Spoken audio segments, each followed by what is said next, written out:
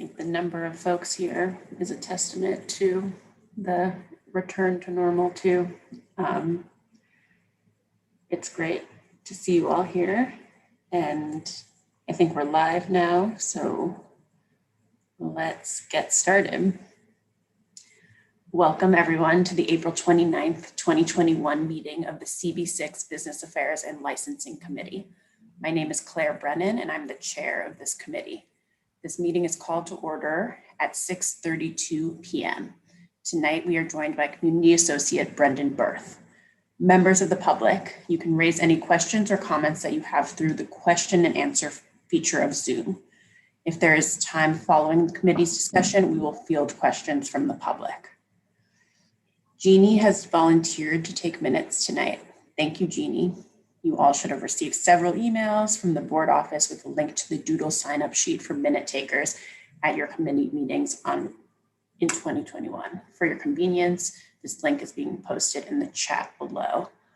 Again, at the direction of the board chair, each committee meeting must have designated minutes takers and a designated backup person just in case. To eliminate the guesswork, make sure that you volunteer for as many slots on the Doodle sign-up sheet as you can. If more than 2 people sign up for a particular month, the office will make sure to distribute the duties equitably and will let you know in advance which months you're due to take minutes. If you have not already filled out this form, please do so right away. The link to the Doodle form sign up is currently in the chat, so now would be a good time to fill it out. We will now take attendance by roll call. Brendan, do you mind conducting the roll call? Team members, I will call your name and you will unmute yourselves. When your name is called, please say present. I will announce if there is quorum. Kyle Latide.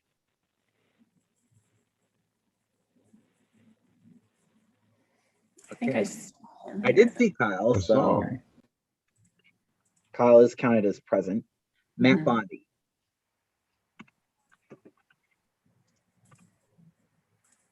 I don't see Matt here yet. Claire Brennan. I'm here. Dan Devine. Present. Jean D'Onofrio.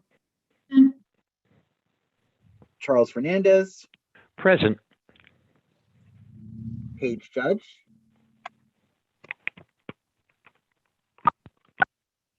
Okay, I do not see Paige here yet. John Keller. Present. Anton Malner.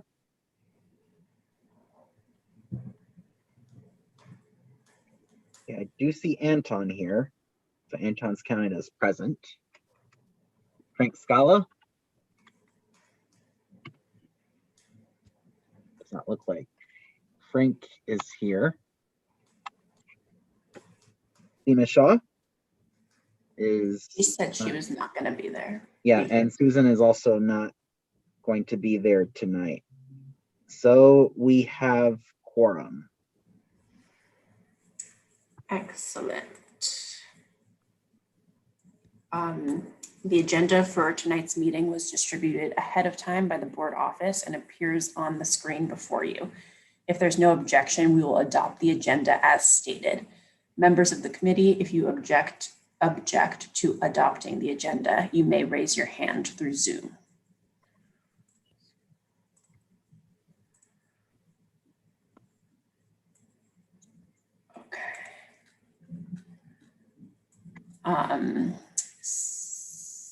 Seeing no objections, the agenda for tonight's meeting is adopted. The minutes from the March 25th committee meeting were distributed ahead of time. If there is no objection, we will adopt these minutes as drafted. Members of the committee, if you object to adopting these minutes, you may raise your hand through Zoom.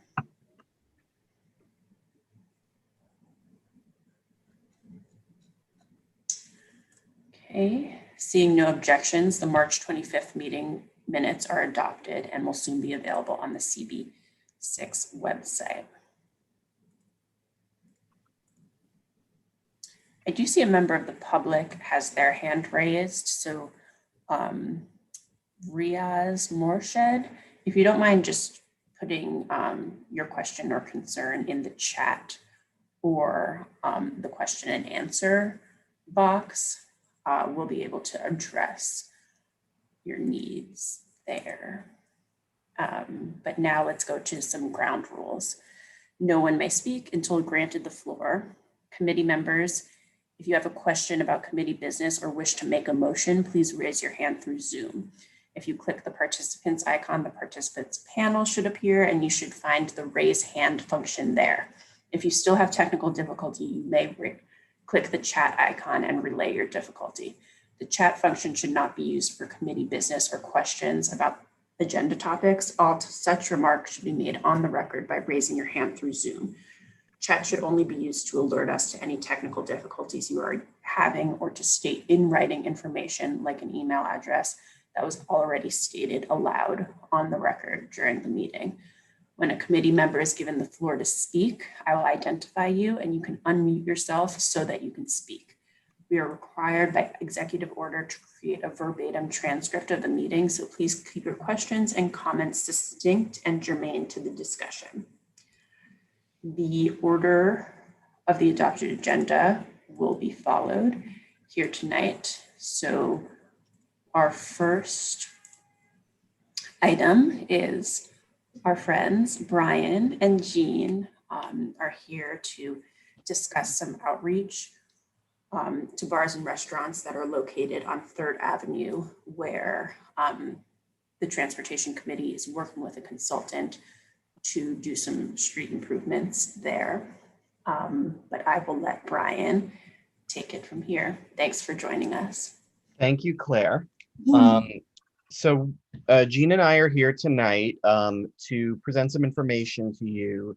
That's sort of a midway point of a process that we're following regarding the provisioning of 3rd Avenue. We, as a community board, we're normally very reactive to issues that come before us that have to do with proposals of how to manage public space. In this particular case, us as a community board understood that there were a number of opportunities along 3rd Avenue based on stuff that's happened during the pandemic and also about conditions that were present before the pandemic. Brendan, if you want to bring up the slides at any time, go right ahead. So, and this is all just FYI, because what we're doing with this is we're generating kind of a report that will present an alternate option for how this space might be laid out. Our focus here is that there is a segment of 3rd Avenue in our district that is also a place where a number of various permit holders are located. So this is why we're in this particular meeting.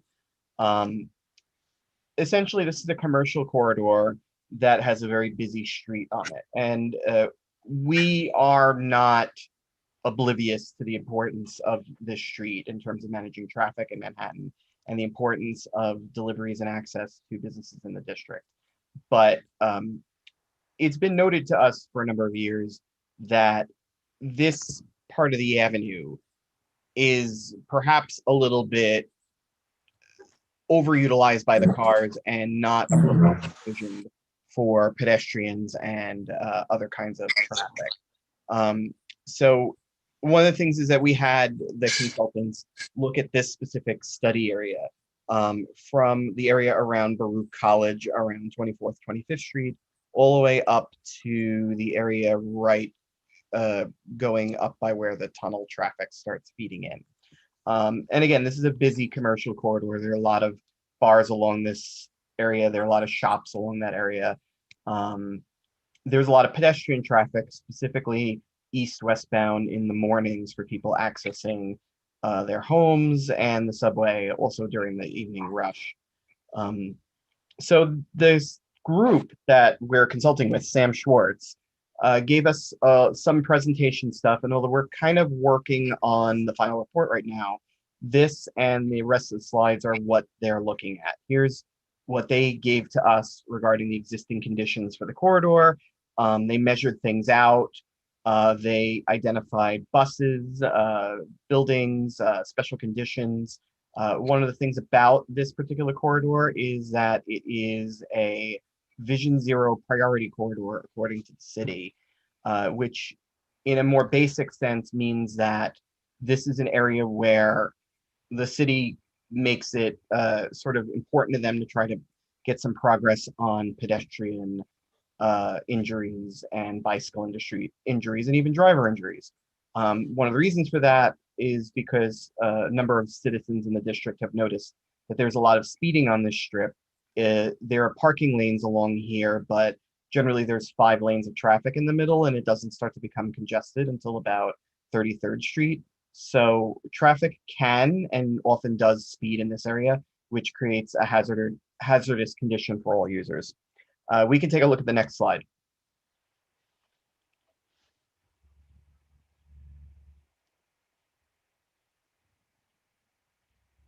Brendan? Here we go. So one of the things that they did was take a walk around the neighborhood and try to get a feel of what was happening from somebody who's on the ground. And this is one of the things that the pandemic has inadvertently revealed to us. Even though foot traffic has been down since the beginning of restrictions that have prevented people from going into the office, there are more people in our residential neighborhood who need to obtain local services during the workday.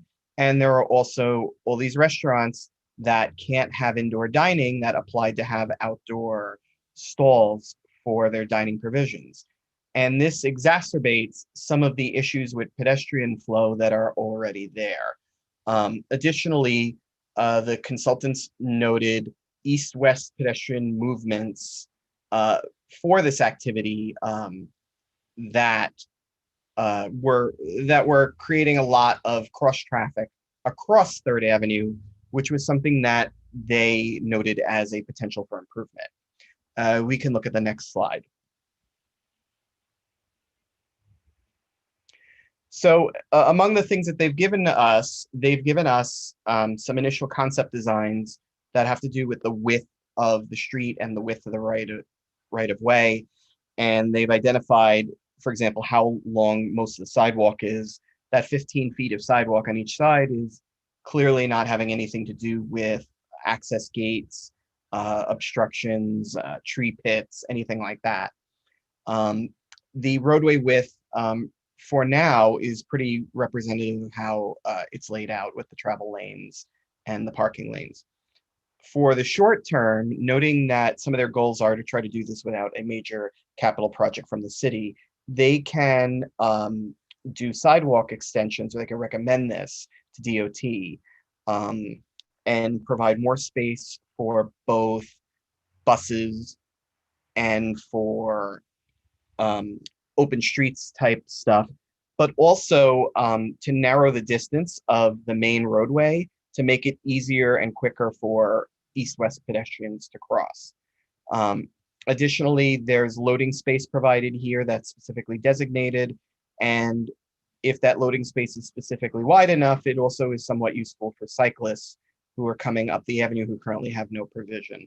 And again, this is all something that could be done in the short term with their study plan, and I'll explain later what they figured out what the impacts of this are. But we can move for the next slide. So they additionally have a long-term suggestion that includes installing some infrastructure to make this a little bit more permanent, and also to reprovision it slightly to install a true bike lane on the avenue.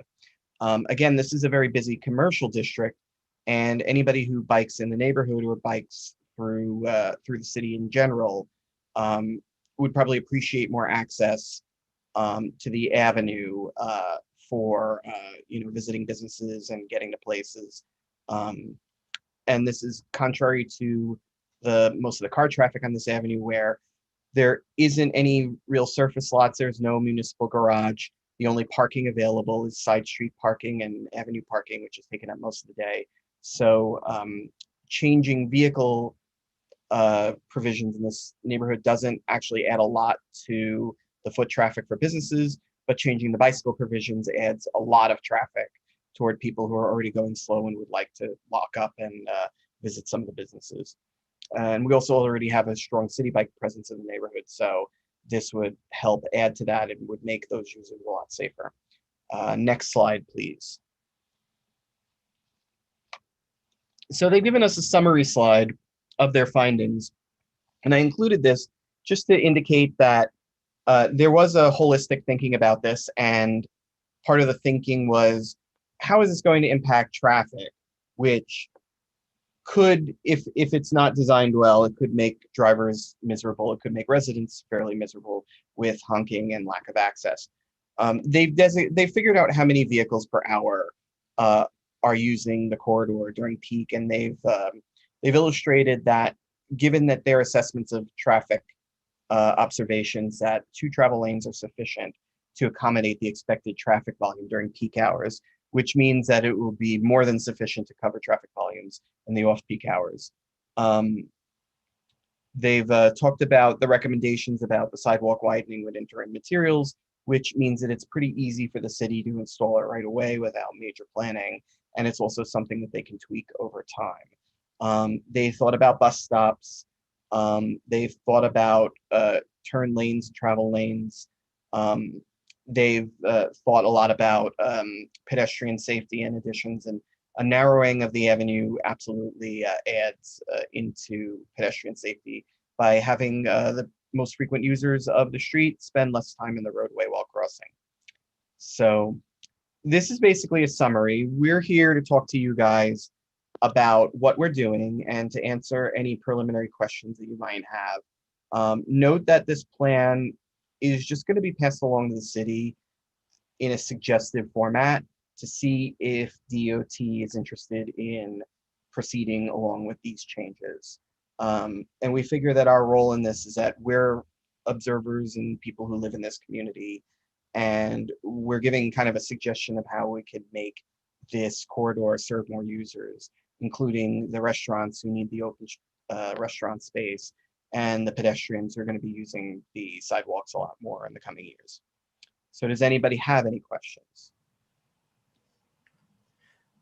Claire, could I add something? Just Yes, thank you. I had my hand up. I was trying to obey the rules, but I'll just kind of jump in. Just to thank you, Brian. That was terrific. I just wanted to refocus a little bit on the reasons behind this. Are simple. There are 23 businesses that are in this strip. That's too short of the 25 businesses that are very successfully operating up on Arthur Avenue in the Bronx, for example, or on Vanderbilt Avenue in Brooklyn.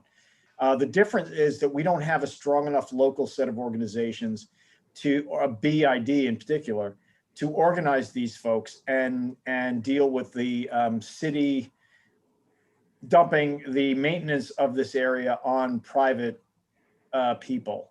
So one of the reasons behind this design is that these widened sidewalks will allow DSNY to maintain the space. The restaurants, bars, et cetera, will have to do nothing in particular to do that. The city will maintain the space, the public realm as it is, but the sidewalks will be significantly widened as a result. And one of the problems with this area is that even during COVID, as the restaurants were open, there was a lot of foot traffic on those sidewalks, which are not maybe 15 feet wide, but as Brian pointed out, have a lot of incursions into them, whether it's tree pits, gates, all kinds of stuff like that. So that was the basic underlying thinking behind this, and that's what we're doing.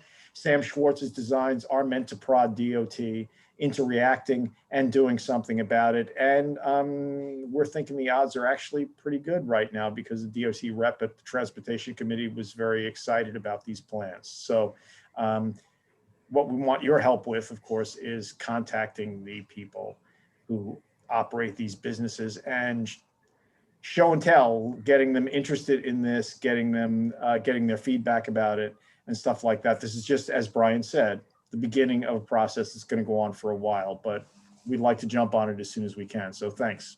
I'm done. All right, that sounds good. I see John has his hand up. Yeah, thank you. And this is just a naive question from someone who knows nothing about traffic patterns or anything, so I respect that. And I appreciate your coming to the committee so we don't have to have a prolonged discussion at the full board meeting. But help me understand how going from 5 to 2 traffic lanes, I've got up 3rd Avenue for a long time living in the 50s, to get home or from downtown or off the out of the tunnel. How does that really work? How do you really do that? It's just common sense. It eludes me from a common sense perspective. I'm not challenging it technically in any way. So these guys are experts at measuring traffic flows and estimating impacts. This is an agency that works with the city directly all the time to do this kind of stuff. And the city is very sensitive to this kind of stuff. So one of our goals in hiring this particular consultant was to make sure that we got this right, that we were not using a firm that the city didn't trust or that the city had any reason to question their vehicle throughput estimations. So, and that's important to us too, again, because if we figure that a change is going to negatively impact traffic, it could have side effects such as, congestion and honking in places where people are not used to it.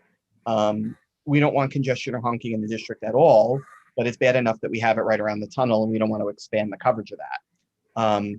So just a couple of basic transportation things about this area that people don't, people may not see when they see the avenue being shifted from 5 to 2 lanes. One is that a lot of traffic heading up 3rd Avenue is going to the tunnel and has alternate routes to the tunnel and really only has a portion of 1 lane in which they can merge into the tunnel to begin with in terms of overall provisions. I think there are essentially 7 or 8 traffic lanes merging into 2 lanes going into Queens. So they all have to share that space anyway. And it always kind of gets a little bit clogged and backed up around 36th to 33rd Street. So one of the things that a change like this does in that immediate area is it might involve a little bit more queuing coming back down. But even in this analysis, we've been told that there's no real queuing that's going to be going on in the study area because there's just not that much traffic feeding into it at that point. One of the things is that there isn't that much traffic coming up from the 14th Street area on 3rd Avenue anymore, especially since the installation of the busway on 14th. So there is only 2 or 3 lanes worth of traffic coming up 3rd Avenue from south of 23rd to begin with. And a lot of those cars are going very fast because they don't have any obstructions. They don't have any mixed traffic they're going in. If there is a little bit more traffic in that area because 3 lanes are collapsing into 2, it only is going to cause, for a peak hour of the day, slightly lower vehicle speeds as people progress up this area. It will cause maybe up to 10 seconds of additional travel time per vehicle as they navigate those merges. But really what's happening around 24th Street is traffic is fanning out from about 2 effective lanes to 5 lanes. There's a bus stop right there on 24th and 3rd, where the buses often are stopped in the street, and there's a lot of taxi cabs that also pull over there. So most of the time that traffic throughput is 2 lanes anyway. That fanning out causes cars to really speed up and charge up the avenue. And when they hit red lights anywhere between 25th and 32nd, they all hit the red light 5 across rather than, 2 or 3 cars deep. So that is something that Sam Schwartz saw, and it's just not going to slow them down if they already have all that space and the traffic is just not using it most or all the time. It's going to be even more stark in the off hours where there are just hardly any cars that use the avenue at all. And, we're only talking about 1 peak travel hour here where they estimate that the existing space with 2 lanes will be enough for everybody to get up through the district along 30. No, the way you just put it there, having gone up and down, 1st and 3rd for many years, that sort of intuitively makes sense, what you just said. Thanks. Okay. Good job, Brian. Dan Devine has his hand up. Yeah, this is a great presentation. And Brian, I know that you're super passionate about this. So thanks for, I know it's great, but I do have just a bunch of questions. The first is, this seems like, I mean, this could be a study that once it's done, you know, and these plans are drawn out once, you could implement it essentially anywhere in the city, you know, within somewhat of, you know, obviously many limitations, but it seems like once you figure, okay, this is how you chop up the sidewalks, bike lanes, et cetera. But has this been implemented elsewhere, and to what effect? That's the first question. And then the second question also is, how many cars per hour would it not be sufficient to have 2 lanes? What's that number look like? To answer your second question first, we don't have that kind of detail. We are not anticipating an increase in traffic, particularly because congestion pricing is a done deal and it will reduce vehicle volumes. We also think that with the number of approaches that there are to the tunnel and the fact that traffic is coming, at least from the south, it's coming from all over Manhattan, that if there are any temporary slowdowns on 3rd Avenue, or if 3rd Avenue becomes a slightly less suitable place for that traffic to fan into the tunnel, that they will take the alternate route. So they'll spread a little bit more among Madison and 1st Avenue, where there are additional tunnel entrances. But we don't have any information to indicate that we had to study a drastic increase in traffic. And these traffic volumes are pre-pandemic measurements. So to answer your first question, there are very similar treatments of roadways that have happened all throughout the city, including for the installation of protected bike lanes. And usually what happens along with that too is also a little bit of soft bulb outs, not hard curbs, but painted standing areas for pedestrians to kind of stand at the edge of where the parked cars are, and then some like flexible delineators to let cars know not to turn through that area. And so normally this has reduced some of the roadways from 4 to 3 lanes or something like that. And DOT has not noticed anything in terms of significant impact to both local traffic and to citywide traffic. Another great example of something that they've done along these lines is along 7th Avenue from 42nd Street down to 34th, where they simply just eliminated a lane of traffic and made it a walkable space with heavy planters bounding the outside. So all of this indicates that there is more possible here along these lines. Again, it does come down to the slight details of traffic measurement, but these things are pretty standard, and they have measured the vehicle throughput. And Sam's saying that that their measurements here indicate that 2 lanes is a workable solution. And don't forget also that there's a stopping lane provided off to the side so that deliveries can be made without blocking one of the travel lanes, which right now is effectively 3 lanes because trucks are stopped on both sides of the street almost all the time. And then I guess just sort of quickly to ask, last thing here is, what's the ultimate end game with all of this?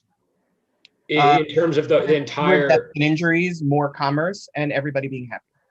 Right. I mean, I understand you love riding your bikes, you know, but candidly, what I mean is, like, in terms of this overall, the city, like what ultimately, what's the plan? I mean, driverless cars are coming, probably drones, things like that. Are we thinking just like shrink, you know, everything's going to be 2 lanes. There's going to be a lot more pedestrian walkways, bike lanes galore, sort of what's the 25-year plan, and how does this fit into it? And I'll take that, Brian. Okay, if you don't mind. Dan, yes.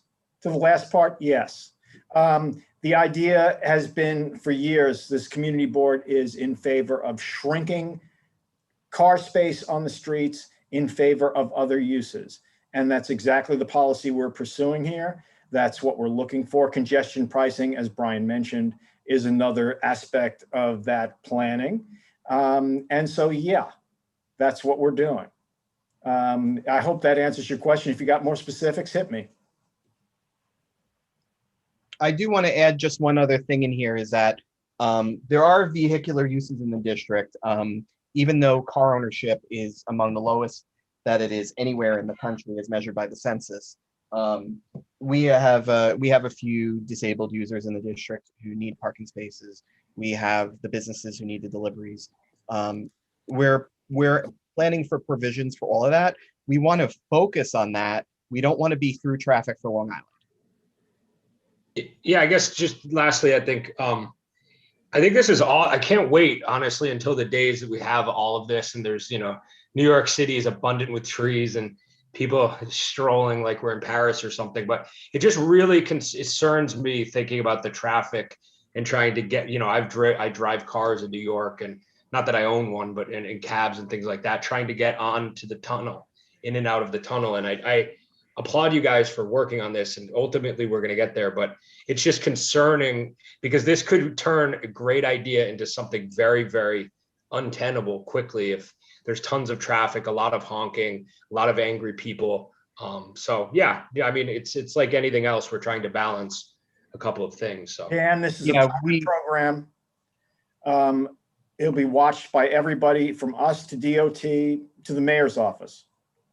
So if in fact it has this sort of apocalyptic things that the apocalyptic results you're gesturing toward, we'll all know about it and there will be reactions and we'll do something about it. But that's very unlikely to be in the cards. And time and again, we've shown that when we change the configurations of the streets in this town, people fight it initially with a lot of the concerns that you've raised, because those are common sense concerns. But once the installations are done, once the patterns are changed, things work better and people accept them, from car drivers to pedestrians to bikers to you name it, because everyone winds up being safer and having more access to the streets. So that's the pattern, and that's what we're banking on. And like I said, if it turns out to be that we bet wrong this time, well, then we'll change it because it's a pilot. And temporary materials. Right, and like Brian said too, it also like increases commerce, and that's it's easy to, this is a transportation committee item, but we are talking about it in the business affairs and licensing committee. So I just want to I think that these are all valid concerns and questions, and might not be intuitive to folks who aren't, transportation wonks, but I think that I do want to stay focused, and we have a long agenda. So you both came here to talk about outreach specifically, so we should stick to questions like those. I think Anton did have his hand up, but now his question might have been answered. So Jeannie, you had a question? Oh, you're muted though. Yes. Sorry, that was my next question. Thank you for the presentations, first of all. It really does look like a great plan. So now we're in about 35 minutes into the presentation. So what can we do to be helpful to you? You mentioned outreach, and what would that look like? Us as a community board, we're going to be posting more information about this as it progresses, and anybody who's interested in it can keep continuing to visit the website and to participate in the meetings if they so choose. And also the board office can be contacted anytime with questions about this, and they will be forwarded to the appropriate people. I'm more than happy to talk with anybody about what might happen here and what we're looking forward to, because we really think that this is going to be a positive change. And we're saying this here in this particular committee because we think business owners in this district who face 3rd Avenue have a lot to gain from the goals that we're pursuing here. Okay, so question is, could you, Jeannie, if I could try to answer the rest of your question, I think what we're asking you folks to do is to contact those business owners. I know this is difficult in terms of walking in, because most of the owners are not there most of the time. But I also know that you guys have a database of people who actually own the businesses, the lawyers who applied for the business licenses and all that sort of stuff.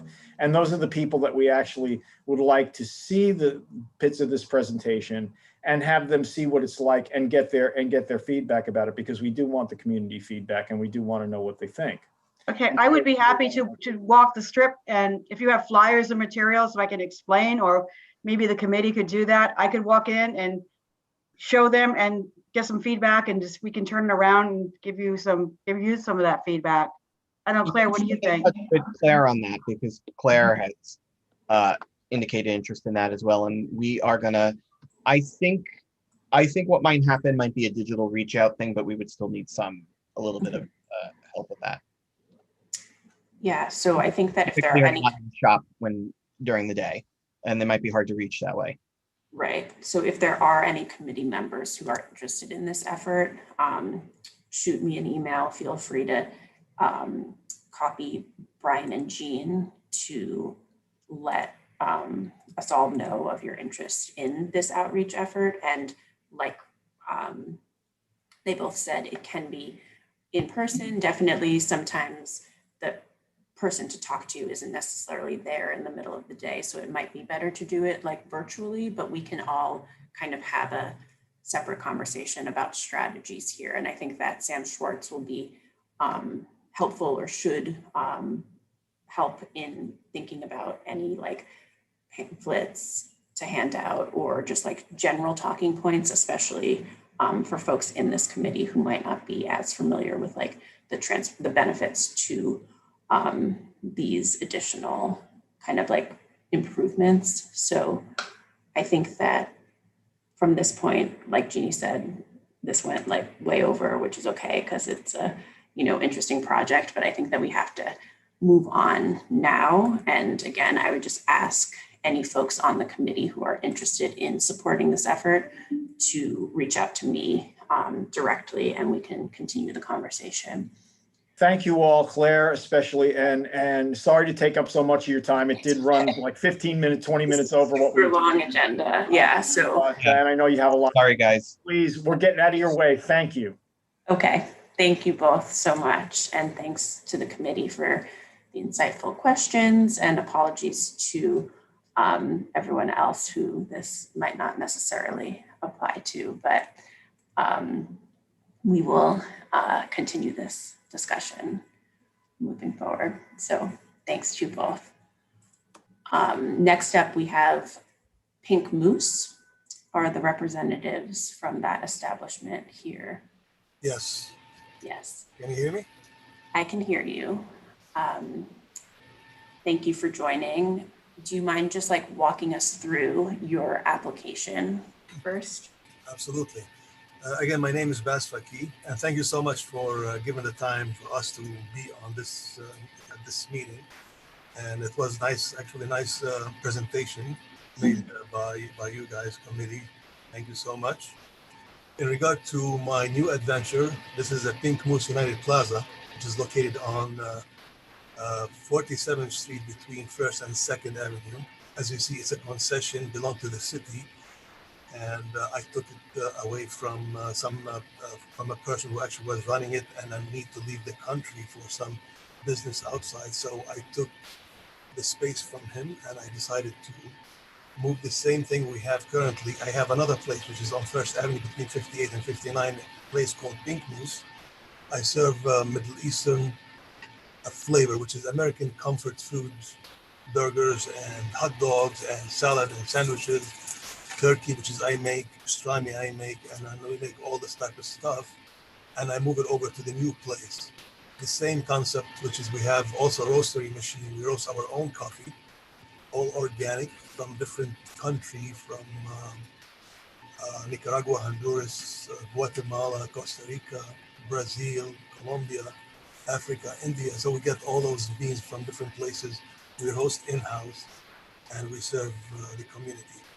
That's one thing about our business. The second, which is mostly about the American comfort food, with the Middle Eastern flavoring, like added to the burger, meatballs, spaghetti, pizzas, and stuff like that.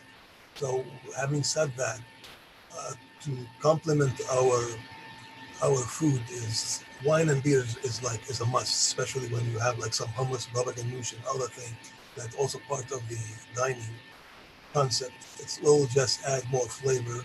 And as you see, this is a nice area out there, which is the city provide.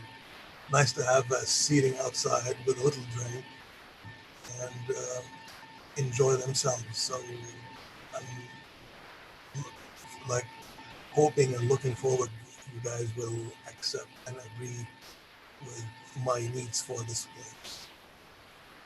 Thank you so much. Thank you. Thank you for telling us a little bit more about your establishment. It sounds great. I just had a question about the hours. So you noted that you wanted to open from 7 a.m. to 11 p.m. Yes. So the 7 a.m. opening is because you have like a roastery and you are serving coffee in the mornings? Exactly. Well, our business mostly coffee business because I work with the coffee and all that stuff. And then opening early, it's the United Nation over there, and then Right. people walking the dogs and stuff like this. It's nice to have something open. And then I know the community over in the board, and they've been mentioning that if this area is open with coffee, people will walk come over and enjoy themselves and sit. Now, instead of like, if you want to go get coffee, you have to go maybe like 2-3 blocks away, go down to 50, which is a Starbucks on 50 and 2nd Avenue. And then you would go up probably close to 42nd Street is another shop with coffee. And so to have something like that and open early will attract more traffic. That's one thing. The second is the alcohol and the food that we present. Like that, we have like things like a cheese platter, different type of cheeses with cold cuts and nuts and stuff like this. Just complement to the drinking like wine and beer, with of course other stuff that we serve, like little thing. As you see, this space is not big for major cooking, just like minor cooking, which is nice for grilling little stuff and. Prep, most of the big prepping is on 58th Street, which then we bring them over to this location, prepped and just ready to serve.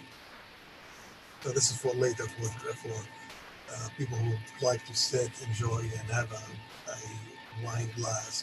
Right.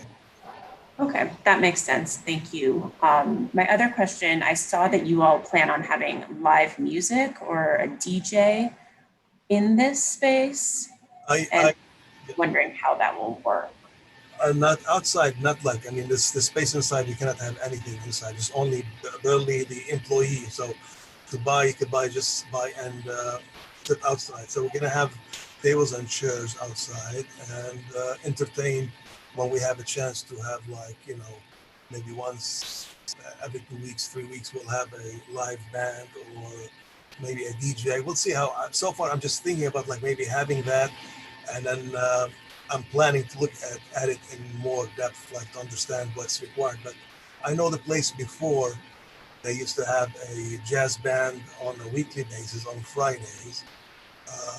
Attract lots of people in the area, people from the community. So they used to come over and sit and enjoy themselves with beautiful music. So I'm planning to get something there, if it's possible.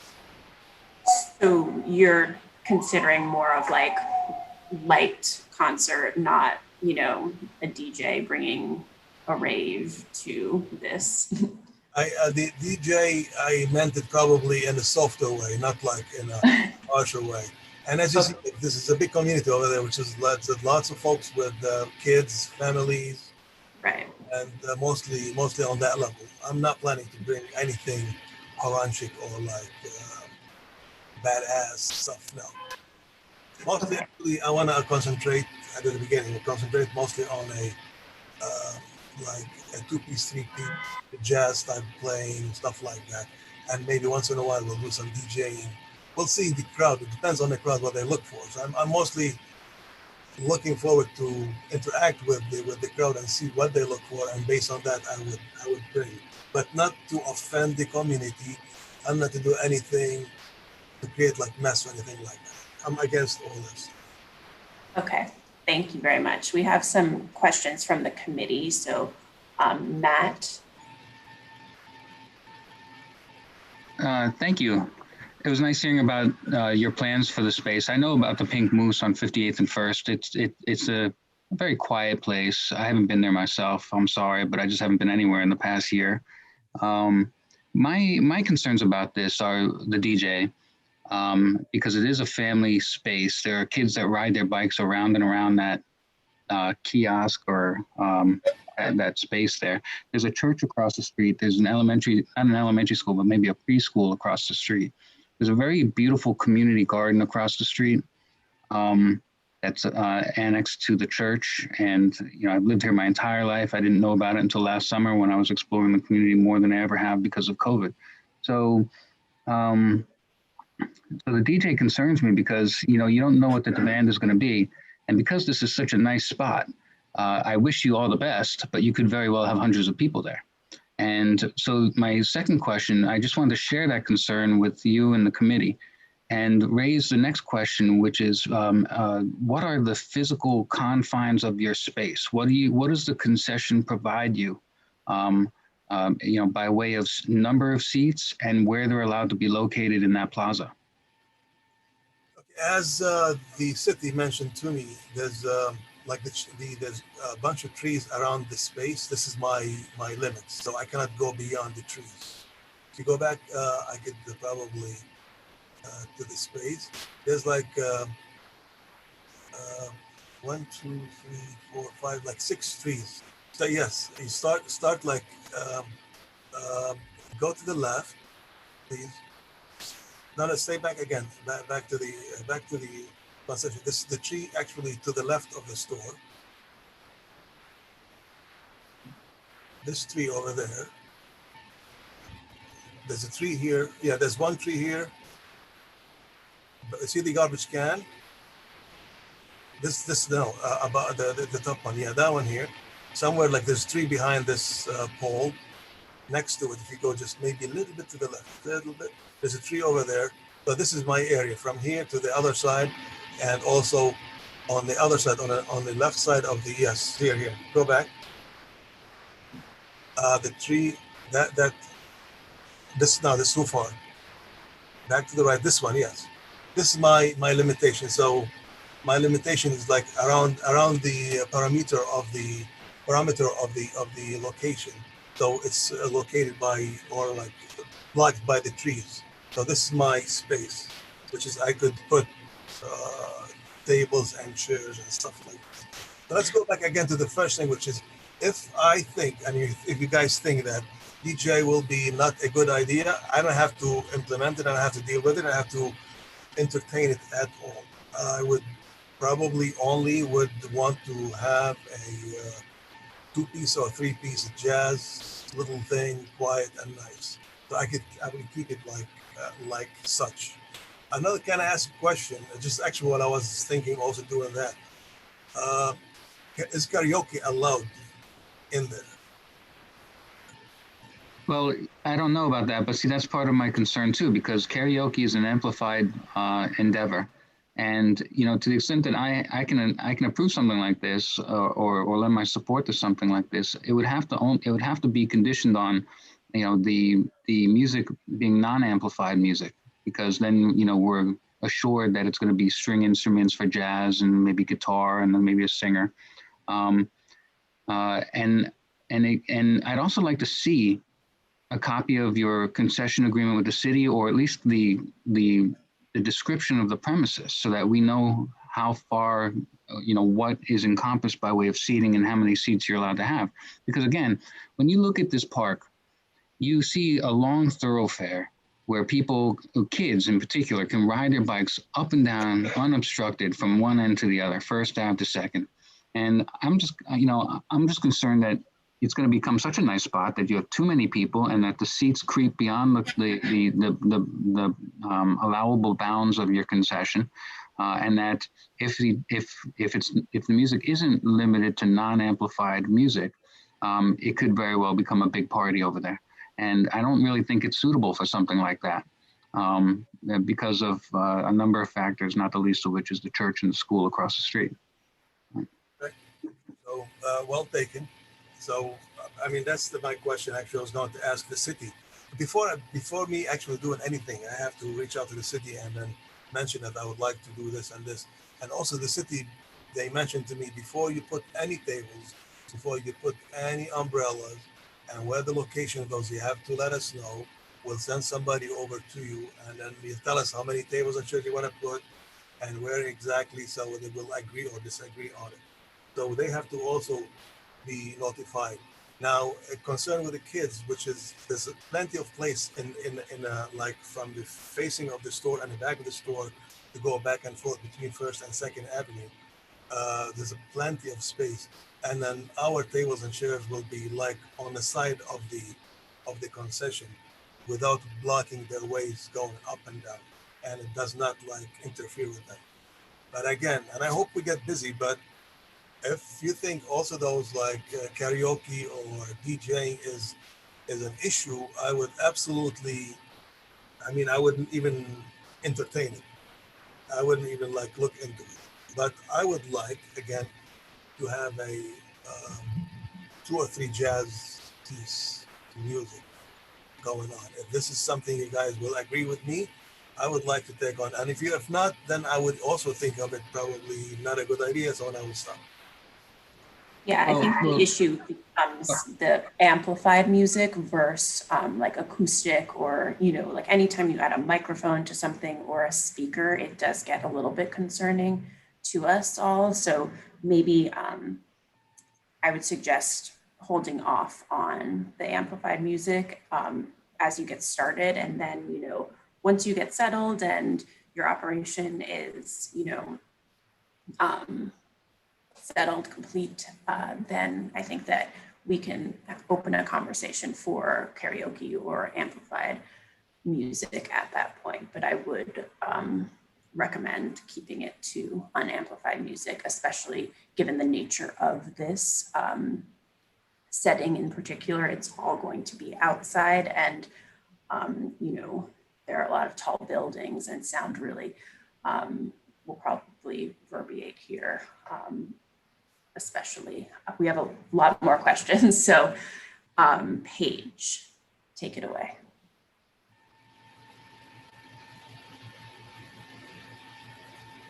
Oh, Paige, I'm not sure if you're speaking, but you just have to unmute yourself. Okay, this place has been a little cafe for a number of years. This isn't the first time that something like this come.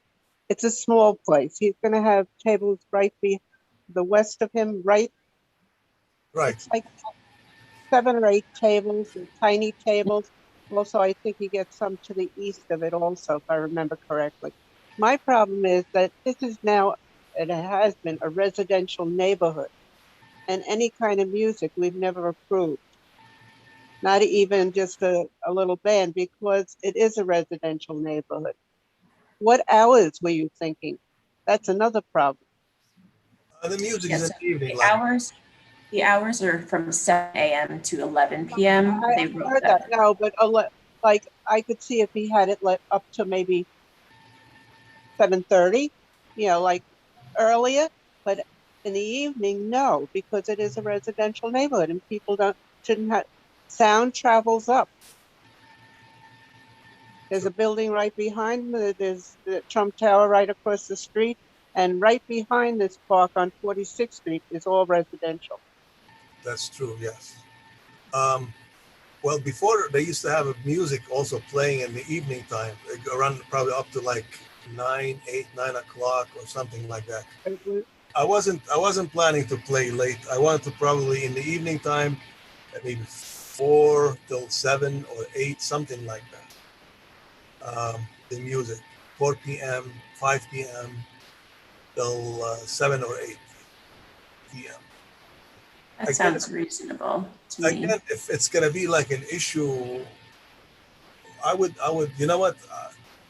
I would like to try. If it's become an issue, then I would absolutely stop that. I wouldn't let it go further. Just keep it as simple, as easy as possible. But the whole idea is just like to have fun, enjoy, and then create some nice, cute atmosphere for people, and provide our services from coffee to food to a little drink and stuff like that. Thank you.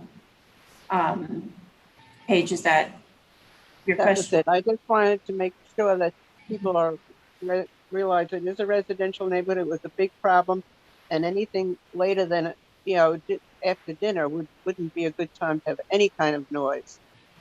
People want to enjoy themselves and watch television, do whatever they want to do at home. Not in, you know, I'm not talking about his place. I'm talking at home. Right. Okay. Thanks, Paige. John? Yeah, I'll just be real brief. My kids went to that school with the blue awning for 2 years, 3 years for preschool. And this is a very mellow space. They spend a lot of time there on weekends. So with a lot of kids and a lot of families. So I totally reinforce what Chair Brennan and Mr. Bondi and Ms. Judge just said, that, you know, keep the character of the space the way it is. That's we're running over, but that's very, very necessary, I think. That was well talked, well taken. Anton? Hi. Hi. I agree both John and Paige, but my concern is a little bit more than that. You're going to be serving alcohol and from 7 a.m. to 11 p.m. and it's in an open area. What can you do or will you do if people buy liquor or alcohol and decide to wander outside that area? I mean, there are going to be kids around, kids in strollers, kids playing. It seems to me it's not the best situation to have somebody walking around with a highball in their hand and wandering away down to the play areas in the park. Will you have some kind of security? Will there be a way to keep people within the footprint of your premises? That's a good question, Anton. Yeah. I do want to note that they're just like wine, beer.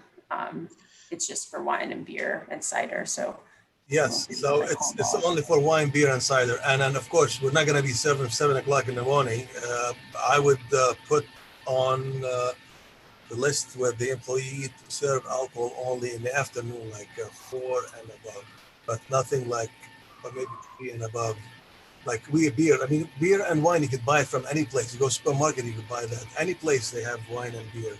And you could buy it and then come over and sit in a park and drink without paying it, nobody pay attention to that stuff. So, of course, now we have it there, and hoping that I wasn't even looking into like security because I'm not serving a hard liquor. We're gonna keep looking at when people come over and order, and then see how many drinks they're taking. So we have to pay attention, maybe more than 3 or 4. Then that's it. We should stop probably serving. But if we have some issues, we have to reach out to, police, which is we have a contact there, and then we're already connected with the captains and stuff like this in case we have some issues. So we could always reach out for support. I didn't believe that we need a bouncer for wine and beer. So I'm not even thinking of that stuff, which is a good question. I hope we don't need none of that stuff. I wonder, are you going to have like waiters and waitresses, or is this a grab and go kind of scenario? Yeah, grab and go. It's a small thing. Just people come over by and sit. And we're going to be paying attention to everybody. We have security cameras and all that stuff. I'm not going to have anything outside showing that we have a bar or anything like that. Everything will be inside. You come over, you order, and you take it from inside and you go sit outside. Mm-hmm. So there's nothing like service oriented in a way. Like Okay. waitresses. Jeannie has a question. Thank you for your presentation. I hate to harp on this, but about the music, your application notes that there's 50-person capacity. And so just have you really thought through this whole music? If you have 50 people in an enclosed space, is it a good use of your resources to set up some kind of music that could really impact the neighborhood? I just want to know how much you really are invested in that idea, and you have invested in it. And then have you reached out to the neighbors? I mean, I know there's this community group that works in that plaza, and the impact on that. And my third question is that, well, actually, I just want to reinforce what Matt said about seeing a schematic of the space. It's just a standalone outside space. You're going to need to bring in some, how do you keep things clean and water and all of that. And so I guess it would be helpful for us if we saw a schematic of the space. Well, this space, we've been taking care of it, cleaning it, and we added like so many plantation outside just to make the space and place wonderful and neat and clean. Yes, of course, I reached out to the committee, to the director, Ms. Gazan. You know Ms. Gazan? So I spoke with her, we told her, and she's in support of our endeavors. Now the music, we mentioned music, but I wasn't even honestly thinking, oh, it's going to create some issues. But again, if the music will create issue and unhappiness, I will stop it. So it's not something which is, oh, I must have it, otherwise I'm not opening or anything like that. The only thing is I want to add that just because in the past, they used to have the music actually before us, before when Mr. Shushanka owned the place, he had the music like a jazz, and also before Cafe, something Cafe, they have also jazz music used to play on a weekly basis over there. So I thought maybe like continued tradition. And then I added, well, we'll do a DJ. But again, if this is all be messy, I would never even think of it. If it's great mess with the community, I will stop it right away. It's not something which is, oh, I need to have it. Otherwise, not interested. I'm happy we got the space and the place. It wasn't easy, by the way, to get something like that. But I want to continue. I want to make it possible and successful with our food and coffee. And then if this is enough, then that's fine. So no music, no music. It's not a big deal for me. Well, thank you for adapting to our requests and being amenable to our suggestions. I think that I'm hearing like a general consensus from the committee that we would rather you avoid amplified music. I do think that, in those hours that Paige suggested, maybe like stopping by 8 p.m., I think that, having a jazz band could be lovely there and would not necessarily disrupt anyone's, at-home nightly activities. So if the committee is amenable to that, we can write a clause in the resolution for this business to say no amplified music, and any music would have to end by 8 p.m. But John, did you have something? Very quickly, my wife just reminded me that there used to be unamplified music there, and it ended early, and it was not a problem. But I think Paige's suggestion is very good. I'll be quiet. Don't worry. That's why we're here, to talk this all out. So are there any motions from any members of the committee at this time? I would move no objection to an amended version of this for no amplified music and any music to end by what time as Judge suggested, I think 8 p.m., 7:30 or 8 p.m. And wish you good luck, because this is a beautiful, beautiful area. I second the motion. Thanks, Anton. I think that this one we usually ask if folks have any objections, but I think I do want to take a vote here officially, if that's okay. Brendan, can you get the roll call ready? I also need a committee member to volunteer to write this resolution and all of the following ones as well. So can I have a volunteer to write the resolutions for this month?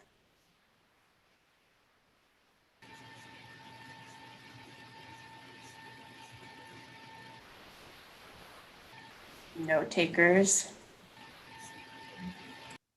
I'll write the resolution. Thanks, Anton. For this one or for all? They're not This that one so far. for this one. Okay, so far we'll take it. Thanks, Anton. So Brendan, do you mind doing a roll call for this? Sure. I will take everyone's votes. When I call your name, please say whether you are in favor, opposed, abstain, or abstain for cause. Kyle the Tide.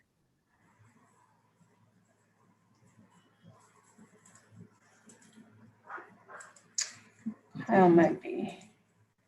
Kyle is here. I will get back to Kyle. Okay. Matt Bondi, Yes.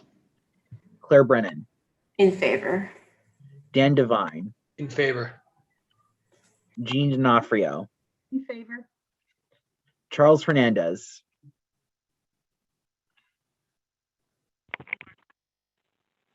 In favor. Thanks, Charles. Paige Judge, In favor. John Keller, In favor. Anton Malner, In favor. Kevin O'Keefe, In favor. and back to Kyle Latai.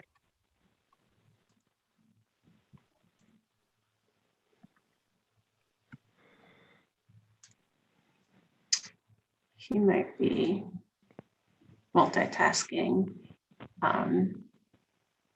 Yeah, I will get back to Kyle on his vote, but the resolution has passed. Thanks, Brendan, and thanks, Bess, for being here and Thank for you so much. answering our questions and being adaptive to our requests. Can't wait to try your coffee. Welcome anytime. It's available in both places, 47 and 50. Oh yeah, I could go there tomorrow.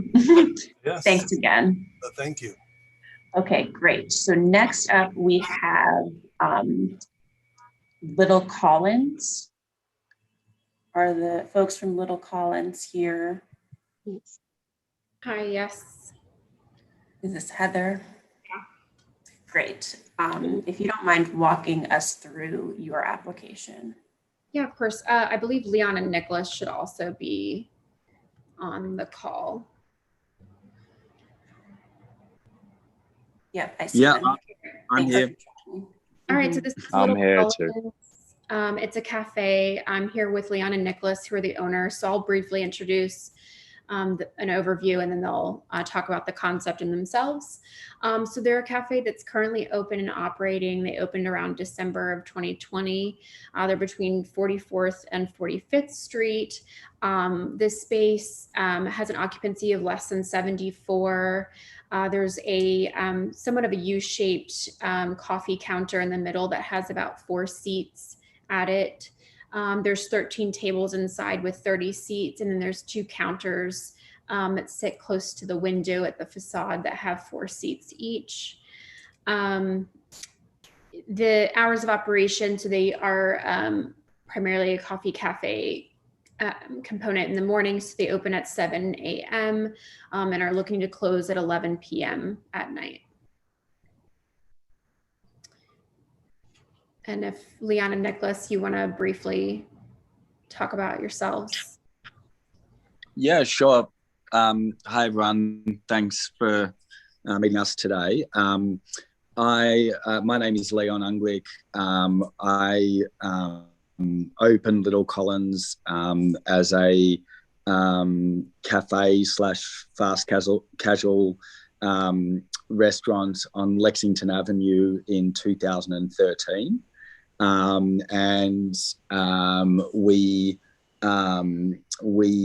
are a very community focused business. I had previously been a lawyer working in Midtown, and decided that hospitality was my calling, and that there was kind of an absence of the kind of eating establishment that I would have liked when I was working as a lawyer in Midtown East.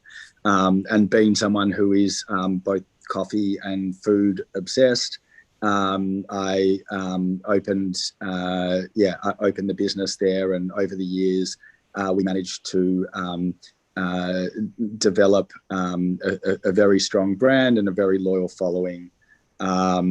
It was always our intention in 2020, when our lease was up at Lexington Avenue, to relocate to a larger space with improved cooking facilities and additional seating on 3rd Avenue. And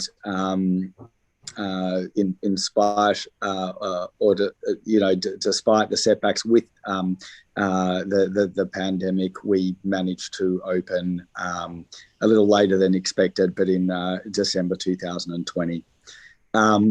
our concept is like I said, very high-end specialty coffee. Our staff are all very well trained and extremely inviting. And our food is also, when we opened, we found that most people who took coffee very, very seriously would treat food as an afterthought. And I've put a lot of time into creating a menu where we use sort of local, fresh, really good ingredients, and everything we do is made to order. So we don't have grab and go sandwiches and that sort of thing. Everything we do is prepared fresh and plated really nicely. We've gone into a building where there's a lot of offices in the area. Our landlord in particular, who's kind of very keen for us to be in there as an amenity. It's that particular landlord's sort of, flagship or they consider this building to kind of be their crown jewel, and they handpicked us to be in the building as an amenity to all of the offices in there. And as people kind of return to work, it was, we discussed, we want to be able to, we've got this great kitchen. We want to be able to offer a little bit more, have a place where people after work can have some we do open in the morning. We concentrate on sort of breakfast and brunchy food and lunches during the day, but just want to be able to give people somewhere where they can go for a drink and a light bite after work as well. So sort of that's the intention. We also, being very into food and beverage, there's kind of been a bit of a movement in the last few years into sort of pairing coffee with certain cocktails and having a very strongly curated sort of menu that incorporates some of the beverages that we use during the day, and sort of we're quite keen on doing that.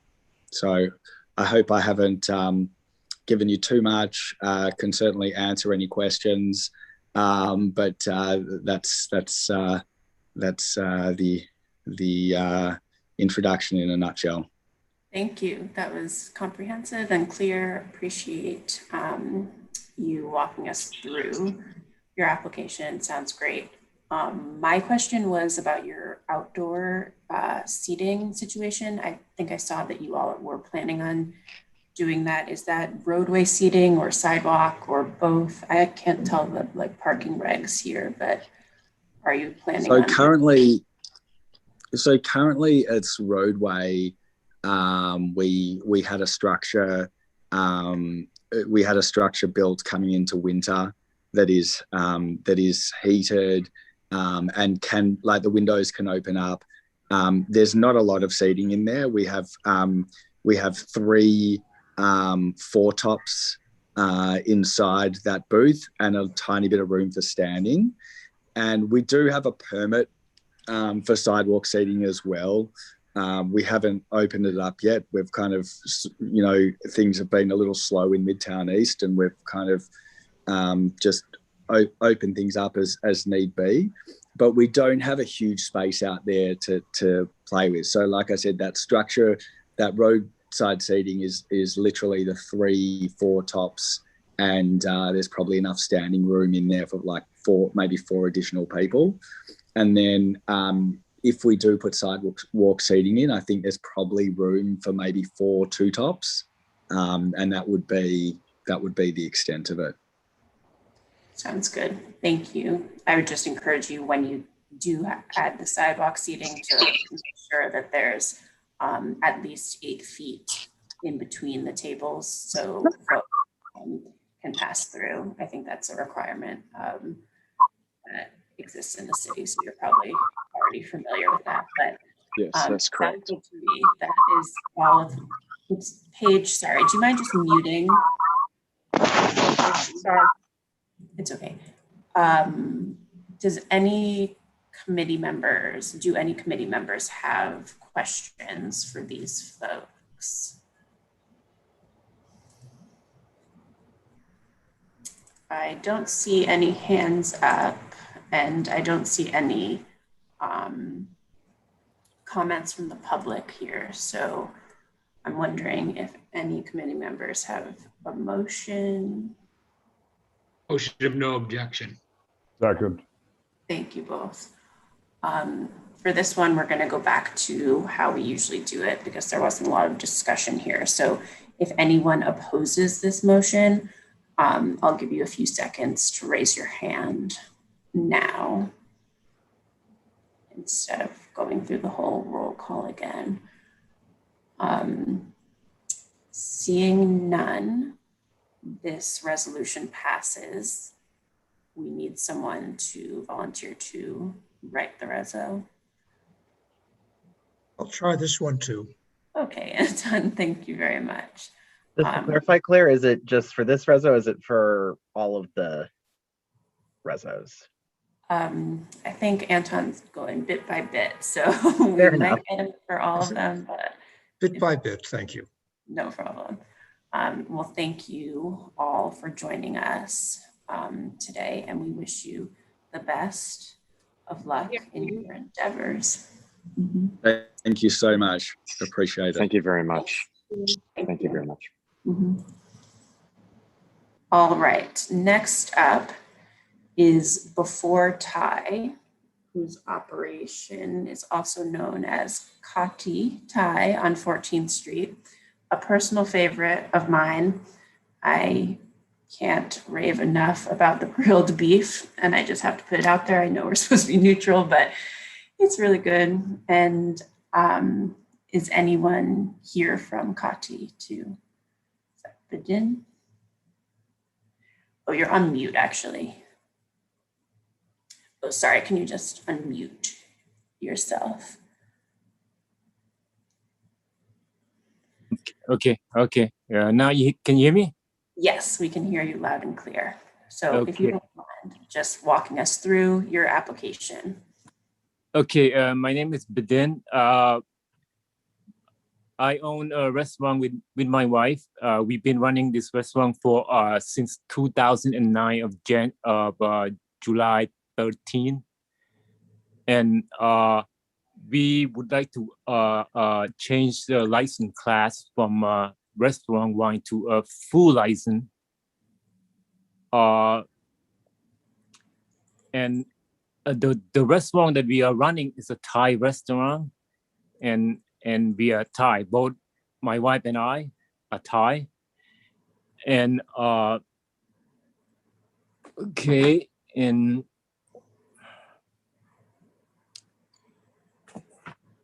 So you currently have beer and wine, is that the case? And now you want to expand to more yes, cocktails? And yes, correct. Because I want to give a customer more options, and the restaurant it's industry is very competitive, and in my it is my business judgment that a liquor license will help me compete effectively with other restaurants, especially during this challenging time faced by the restaurant industry. Our competition is not limited to Thai restaurant. Our competition is any restaurant in the vicinity that provides the consumer choice. There are non-Thai restaurants within the vicinity that serves liquor. Certainly, the choice to dine at an establishment that serves liquor will eliminate the choice to dine at an establishment that only serves beer and wine, or is not licensed to sell alcohol at all. So there are no Thai restaurant within 500 feet of the premises. that sounds good. I'm wondering if any committee members have any questions for this business. and the restaurant will not, I'm sorry, and the restaurant will not host any party. And the restaurant has a very, very light classical music. It's a place where people come to have a meal and relax. We just want to attract more people to come in, and we want to show us our cooking skill, our food, and that's all we want. We just want more customers to come in. It's like sometimes cocktail it's like a calling card. People come in sometimes because of cocktail, and then we can show them how skillful we are in cooking. Sounds great to me. Thank you. Do any committee members have questions? Just asking, but it seems pretty reasonable, and you all have been in the neighborhood for a while. Yes. So I don't see any questions from committee members or attendees. So if anyone has a motion at this Motion point. to accept. Okay. Does someone second that? So I'm going to do it the same way that we just did it. If anyone objects to this resolution, speak now, but otherwise we will. You can ask me any question, please. That's great. I'm dying to answer any questions. Quit while you're ahead. No, thank you for being here, and thank you for, being available for questions. But to me, it seems reasonable that you would want to expand your drink menu. And I personally, again, like I said, love you all and would love to see a lychee martini on the menu or something. Yes, thank you. I used to work for big clubs, so I would love to use that skill. Great. Well, since no one objected, this resolution passes, and you all can go ahead with this application to the SLA. So thank you again for joining us and being present, and we look forward to continuing to dine with you. Thank you very much, everyone. Thank you, everybody. Bye. Stay safe. Yes. Stay safe, everybody. Thanks so much, Biddy. Next up, we have folks from MPM Tavern. Claire, I'll write the resolution on this. Thank you. You're a star. Appreciate it. So MPM Taverns LLC is up now. Do we have a representative from? Yes. That's Daniel. How are you guys? Daniel here and Aidan. How are you? Thank you for taking the time this evening. Thanks for being here. Do you all mind just walking us through your application to start? Absolutely. So we've been in the neighborhood for a number of years already, and our third partner actually couldn't be here tonight with some family obligations, but he's Anthony Megan. You guys might have known Jameson's and Murphy's there on 2nd Avenue. So we've been there. He's been there for 34 years, I believe, in Murphy's, and a further 6 to 8 in Jameson's. But unfortunately, they were victims of the pandemic, and the two of them are now ceased to operate. We were looking around the neighborhood for something that might work out for us, and the old Atwood space came up, and we took a look at it. We kind of found a hidden gem with one of our chefs in Jameson's, Chef Rafa, and we want to take the concept more so to it's more of a culinary path rather than a beer and shot path of the Irish bars, and bring Rafa out to the front. We really like the space. There was a lot of work done to it with the previous tenant, but he couldn't make it work for whatever reason. I think he had other things going on. And with Tony, that's our other partner, with his weight in the neighborhood, he's been a massive proponent of the neighborhood. Really loves it there. Been there his whole career, and it's something we want to continue on. So we're hoping that we can turn the old Atwood space into something that's going to add to it.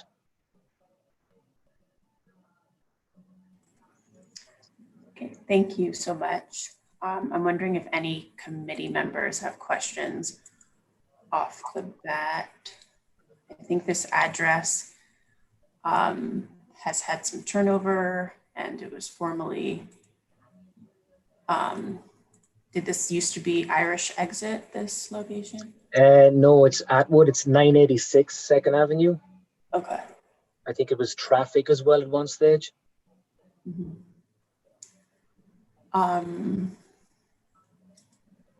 Okay. No committee members have questions. We did get a note from a member of the public who expressed concerns about noise issues and like quality of life for her neighbors. And I think she lives pretty close to this address. So I'm just wondering like what precautions you all are planning on taking in order to make sure that the noise doesn't spill out. Absolutely. Well, I know on the second floor there is an opening that there is a a window that opens out. That's something we would keep closed most of the time, but we're planning on staying away from the likes of live music and things like that. Again, we're trying to drive more so of a happy hour spot and less of a late night spot. It's kind of like we were across the street. We did have live music across the street, and it did cause more issues than we care to deal with at this stage. So it's something we're trying to veer away from, and I think that could definitely help, appease the neighbors and keep on the right side of them. Okay. And are you all planning on doing outdoor dining? No. No. Okay. I think that would definitely help Yeah. with that. So there's not going to be any outdoor dining. Outdoor dining. I saw that you all aren't using any outside promoters to bring folks in to the establishment. No, nothing like that. We've always been, one handshake at a time, very, very neighborhoodly, and just we want to continue it like that. Mm-hmm. The promoter, it never works out too well for us anyway. So. Yeah, that sounds fair and fine to me. You all aren't going to have any DJs or anything, and I see that you'll close at 2 a.m., which is good. So yeah, Glenn, I see a member of the public asked if there would be live music, and that's not the case. So I think that everything is.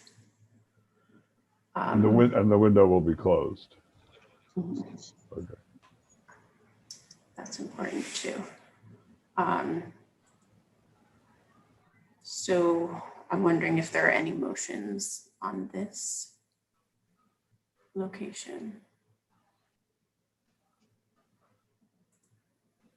from members of the committee. I think Paige has a question. Oh, she I does. have a question. No objection. Oh, Motion. okay. Thanks, Paige. Does anyone second that? I second it. Okay, thank you, Jeannie. So I'll give you all a few seconds to raise your hand if you object to a motion of no objection to this application. I'm also going to need someone else or Anton to write this resolution. Okay, I don't see any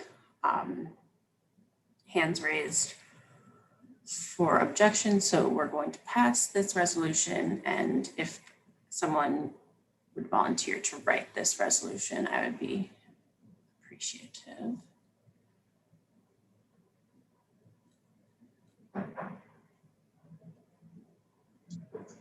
I'll volunteer for this one too. Thank you, Anton. Okay, wonderful. Okay, so you all, thanks for joining us, and we wish you the best of luck. Can't wait to get a happy hour beverage with you all. Stay safe. Okay? Stay safe. Thank you very much. Thank you. Okay, next up we have ETC Venues NYC, operating at 601 Lexington Avenue. Is Colleen, is there a rep here? Yep. You have Colleen here. Excellent. I'm having some technical difficulties. Hopefully you can see me. I had to get off the computer and onto the phone, but hopefully it's working. It's working. Thank you Great. so much for joining us. Yeah, so I'm here from Skeen Law Firm. I represent ETC Venues NYC LLC, and I have Garrett Ronan as well joining us. He is very familiar with the operational aspect of the business. We are applying for a catering establishment license for the facility. Great. Can you walk us through your application, please? Sure, I'll defer to Garrett on that because he's very hands-on. So go ahead, Garrett. Sorry, that seemed to have disconnected for a second. Could you repeat the question? Good evening, everybody. And first of all, thank you for your time and patience and taking the time to meet us all. Yeah, definitely. I was just wondering if you don't mind walking us through your application and telling us a little bit about your operation. If it would be okay and permitted by the committee, a quick presentation just to give you a sense of who we are and what we do, that I could just share via screen share, if that is appropriate. I'm fine with that. Brendan, is it easy to give them sharing access? I would just encourage you to keep it as brief as possible. We are running. Sure. Who needs the screen share abilities again? Garrett Ronan. Okay, let me make you a co-host. You're now a co-host, Mr. Ronan, so you should be able to share your screen. Thank you very much. And let me just hopefully bring this up. So ETC Venues is a relatively new arrival in New York City. We opened our first location at 360 Madison, just on 45th. We are a meetings, convention, and events training company, very corporate focused. We focus on high quality food. We produce all our food on property, chef driven. We arrived in New York a week before and opened our first venue a week before COVID struck. So we had three events at our first venue on Madison, and then we were in process of developing the site at 601 Lexington, which is the former Citibank Executive Training Center. We've done a $3 million refurb of that whole space. And we have two public assembly areas in there, one of an occupancy of 224 and the second of 120. We focus largely on day events. Our core business is, as I say, meetings, training, and conferences. And we tend to do most of our business through what we call a day delegate package, which really focuses on arrival in the morning, anytime from, let's say, 7:30, 8 a.m. Through lunch and early evening. We occasionally do evening events, usually attached to conferences. Either they have an awards or presentation, reception or dinner. And we are applying for a catering license. Everything is pre-booked, pre-arranged. There is no cash events, and we are located on the 14th floor of 601 Lexington, our landlord being Boston Properties. And we unfortunately have been unable to operate the space as nobody is booking events through the last year.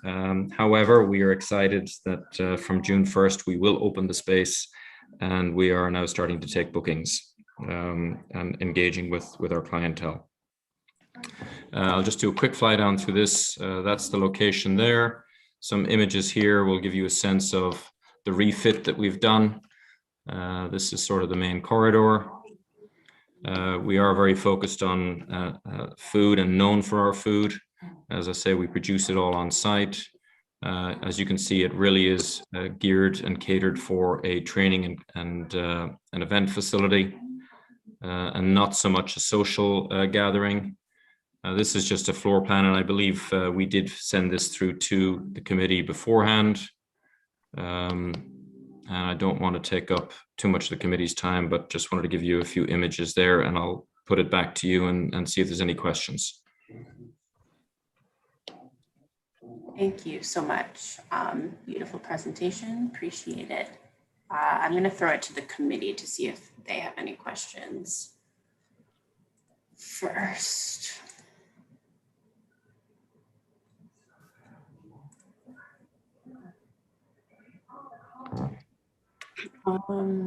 I don't see any, but I guess this is just like for clarity for me. Yes. We do, so you said you were on the 16th floor? 14th floor. 14th.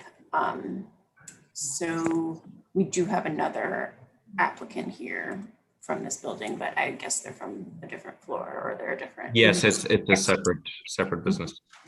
No problem. Okay, that. And we do not have any exterior space, so there's no, should be no community impact. No problem. Thank you for that clarification. I don't see any questions from our committee, so I wonder if anyone wants to offer a motion. Motion. Of no objection. Yep. Do we have a second? Thanks, Jeannie. Does anyone object to this applicant? If so, please raise your hand on Zoom now, and I'll give you all a second to do that. All right, seeing none, this motion passes, so someone will have to write this resolution. And Well, I'm on a roll. you are on a roll, Anton. Thank you, Anton. Looks like everything's landing on your lap tonight. But it's okay. Thank you, Garrett and Colleen, for joining us. Yes, thank you, everybody. We appreciate your time, and stay healthy. And we're excited that New York City and everybody is coming back to business. So we'll look forward to thriving and being part of the community. Awesome. Absolutely. Us too. Thank you very much. Thank you. Have a good evening. You too. And thanks to Anton. Okay, so next we have Manhattan Indian Flavor, Inc. Is someone here from that? Yes, good evening. Hi. How are you? My Good. name is Bob Callahan. I'm representing the establishment. Also with me is Mr. Riaz Morshed. He's one of the owners. Right. Oh, just lost him. There he is. All right, I'll make it, I know we're running behind, so I'll make it brief. This is an on-premise liquor license application for Manhattan Indian Flavor, Inc., doing business as Manhattan Indian Flavor. We're located at 311 2nd Avenue at the corner of 8th Street. We're a full-service restaurant serving Indian cuisine. Our hours of operation are 11 a.m. to 10 p.m. Sunday to Thursday, and 11 a.m. to 11 p.m. Friday and Saturday. We have 29 tables with 58 seats, an L-shaped bar with 8 seats. We'll provide light background music from an iPod or an iPad, but it's only background ambient music. We have no outdoor areas, but we do have windows that open to the street. We'll have a full-time manager or partner present at all times. They've actually been open for a month already with no problems or complaints. Riaz, you want to add anything? You have to unmute yourself. Oh yeah, you're on mute. Hi, good evening, everyone. My name is Riaz Morshed, and my restaurant name is Manhattan Indian Flavor. Just a month ago, I opened this business, and this is the authentic Indian food. And we have the very, very light music. People can come inside the dining, they relax, and they order. And when the people come here, when they order, then we make the food is very fresh and everything. And yeah, that's all. And my my representative, I think he already described everything. So thank you so much, guys. Thanks for being here and for explaining a little more that was thorough to me. So I don't have any questions, but I'm gonna ask committee members if they have any questions.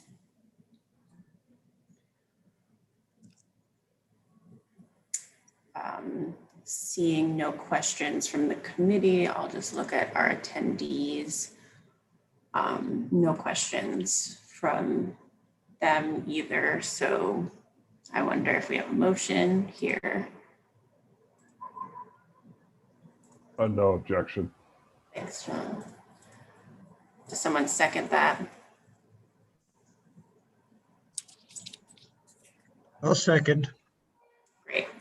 And if you object to the motion of no objection, please raise your hand now.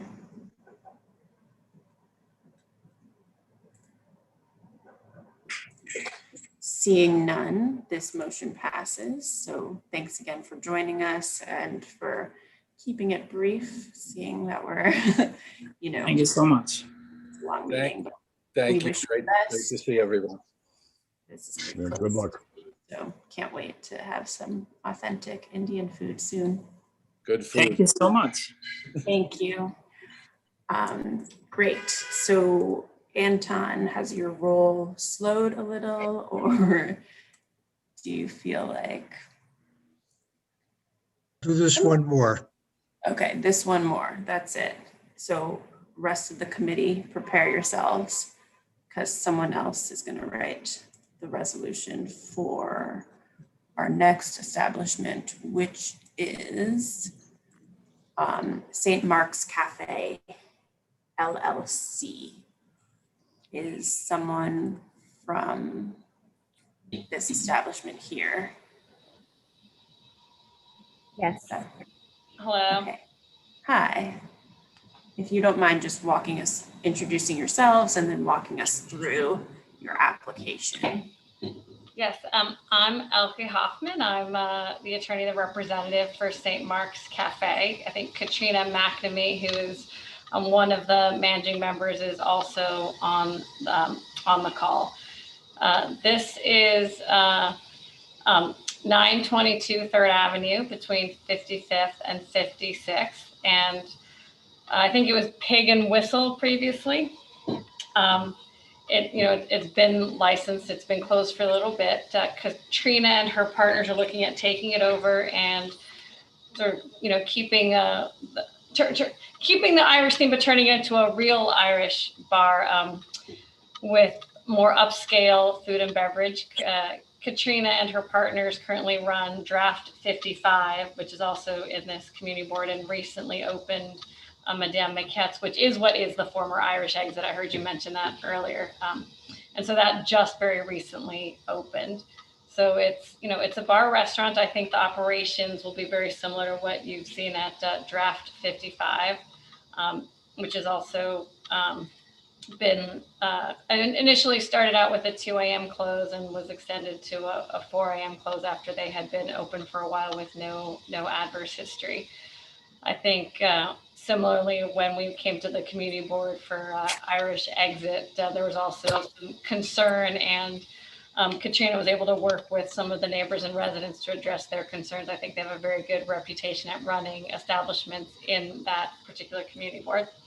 She can tell you a little bit more about the operations.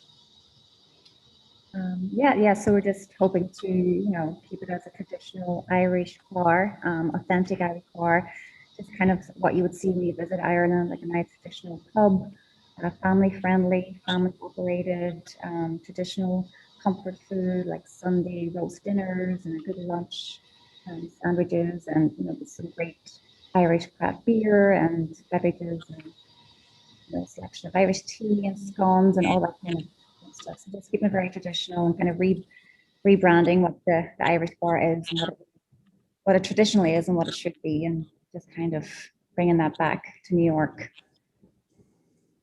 So yeah. Great. I'm just going through my notes here. So you all are hoping to host weddings here. Did I read that in your application?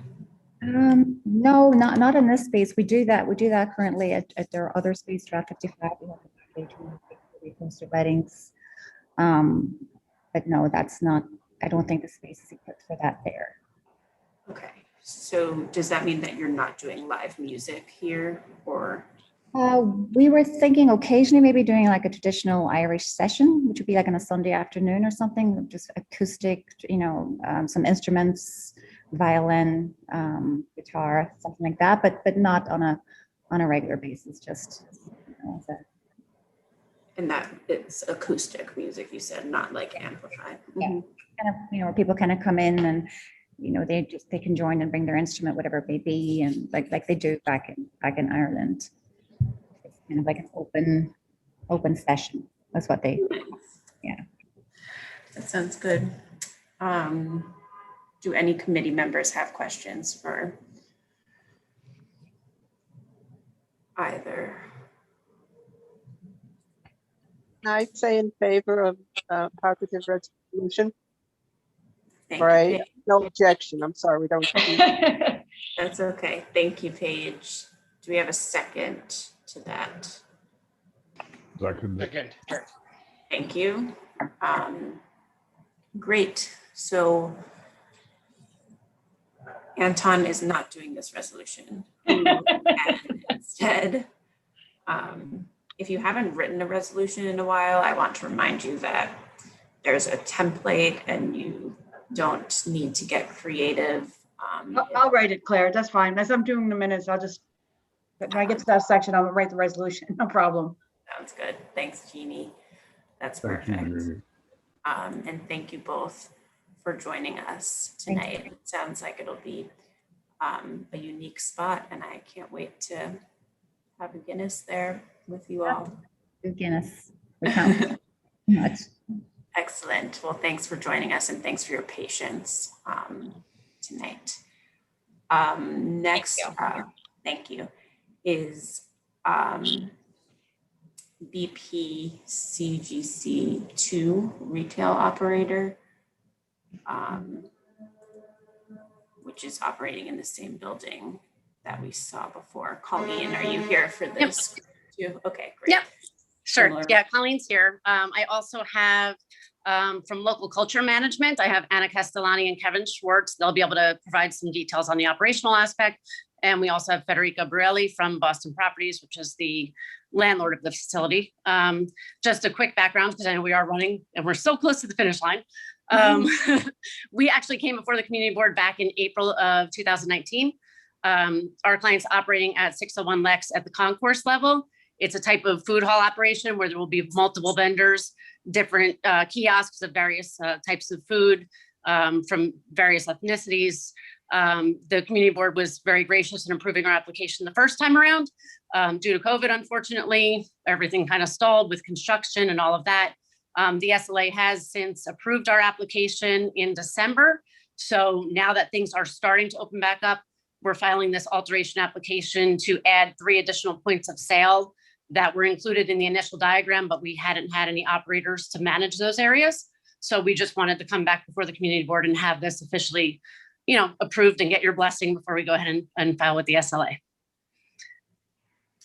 That sounds reasonable to me.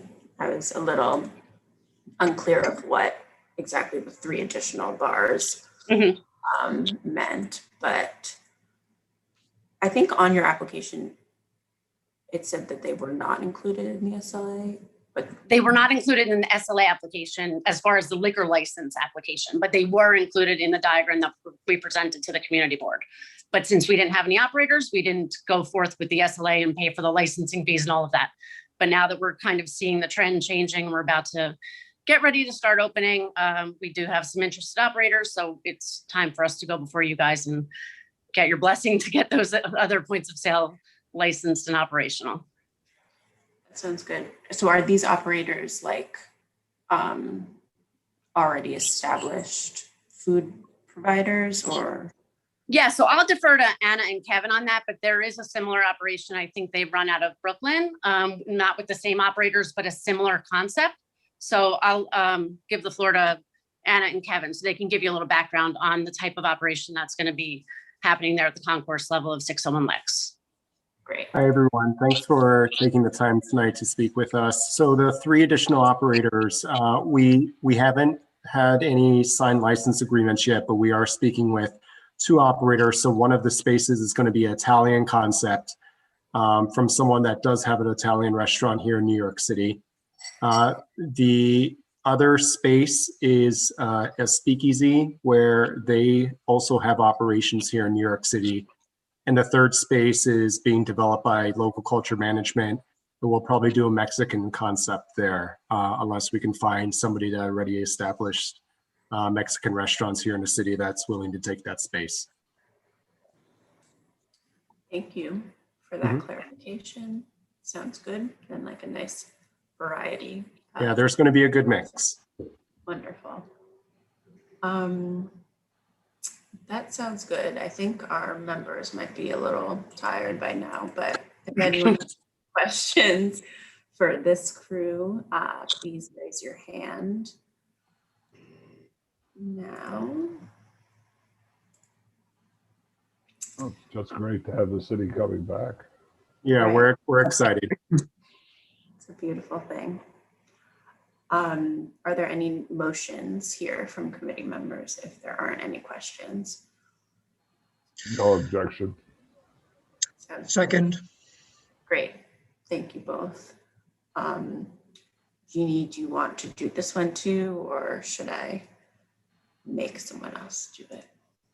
I can do it. It's no problem. Okay. I can help with them too if you get overwhelmed. Thank you. And if anyone objects to this resolution, sorry, I got a little ahead of myself, but just raise your hand through Zoom now.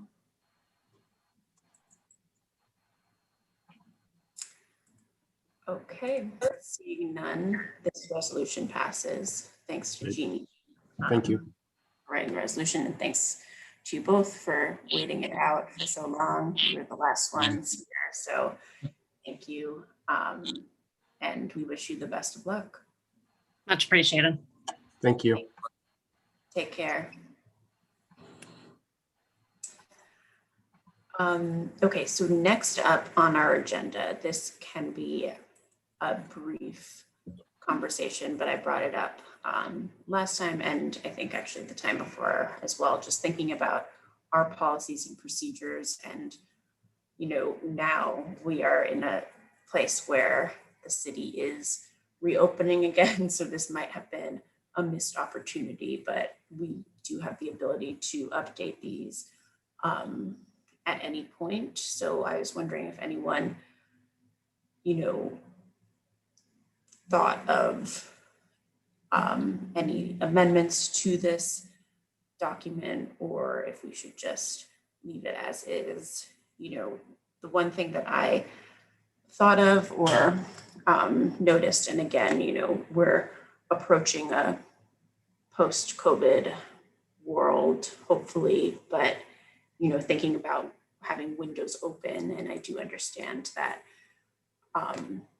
if there's noise inside of the establishment and the window is open, that could reverberate throughout the surrounding area. But I also do know that I think scientists have said that open windows creates more airflow. So I was wondering if what people think about having a time. You know, I'm not necessarily suggesting we change that, but it is kind of an interesting thing to think about in this world where we're more aware of air circulation instead of just, you know, noise circulation. But Paige, I see your hands up, so I'll let you. My opinion is that we don't change anything until we find out what really is going to be in the next at least the next 6 months to a year, because we don't not know what's gonna, really progress, So I really feel that we should just try to keep what we have, go along as we go along, and we'll see what's gonna change, Yeah.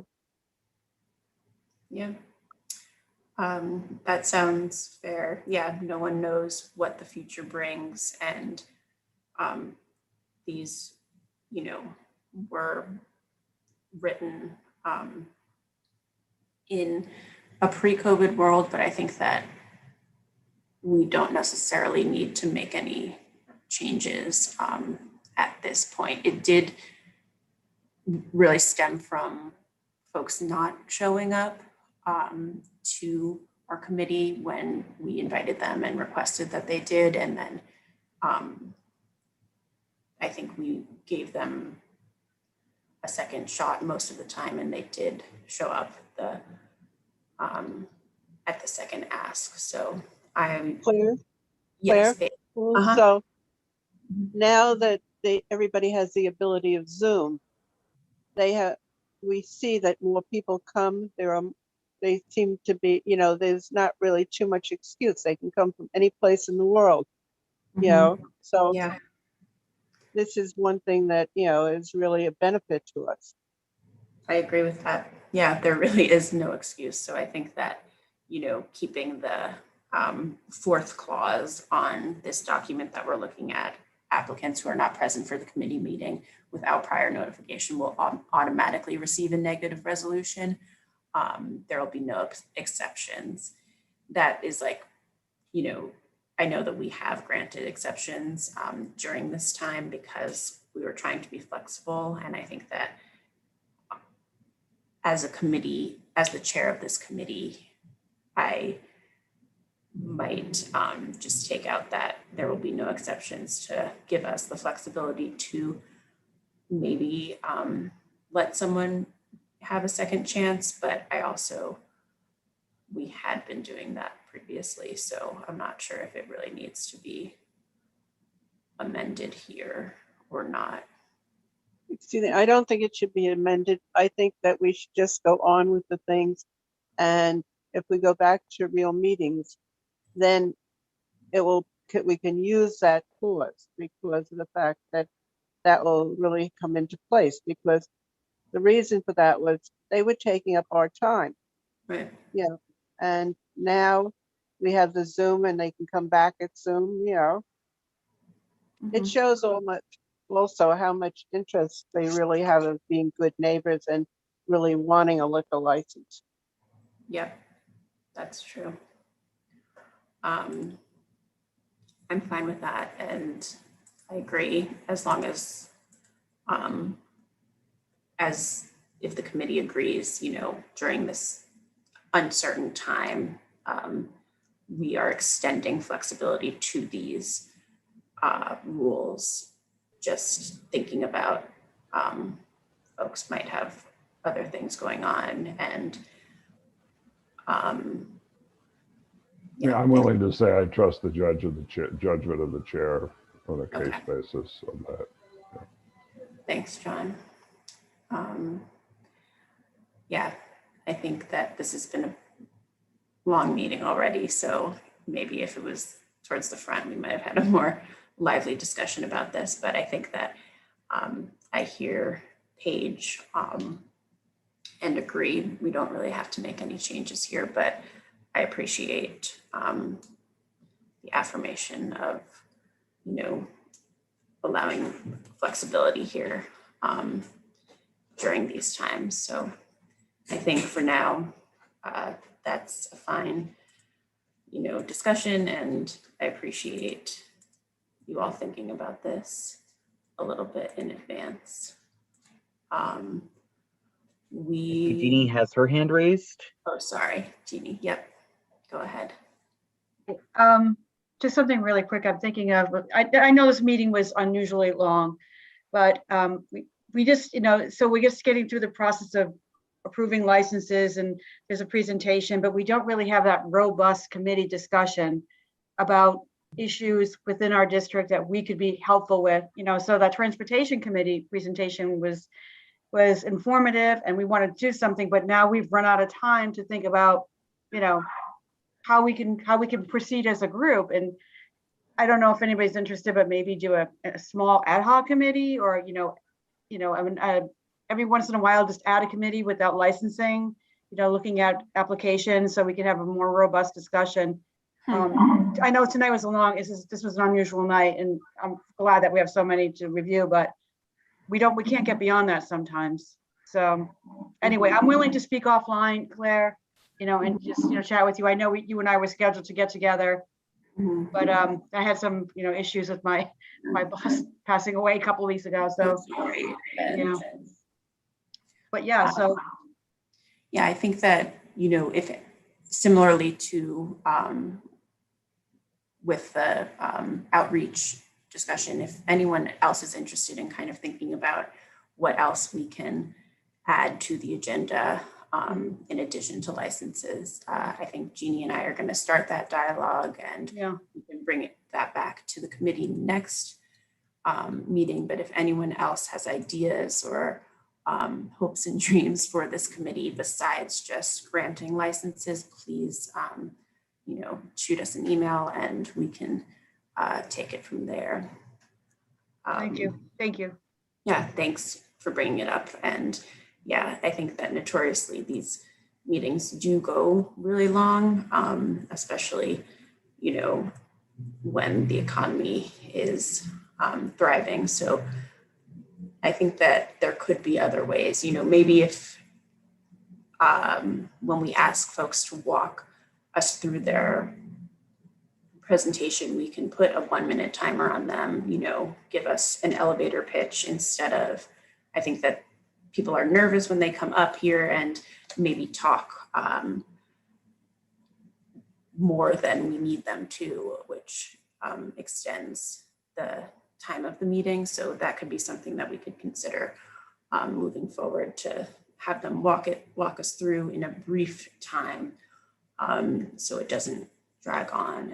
And in theory, we've all read these, their questionnaires, so we should know most of the information that we need to know in order to resolve to support these establishments. So Jeannie and I will talk about it, and anyone else who wants to offline, and then we'll report back at the next meeting what we've thought of, because there's a lot more to business and fairs and licensing than just licensing. So I apologize if it felt a little has felt licensing heavy, but I'm definitely eager to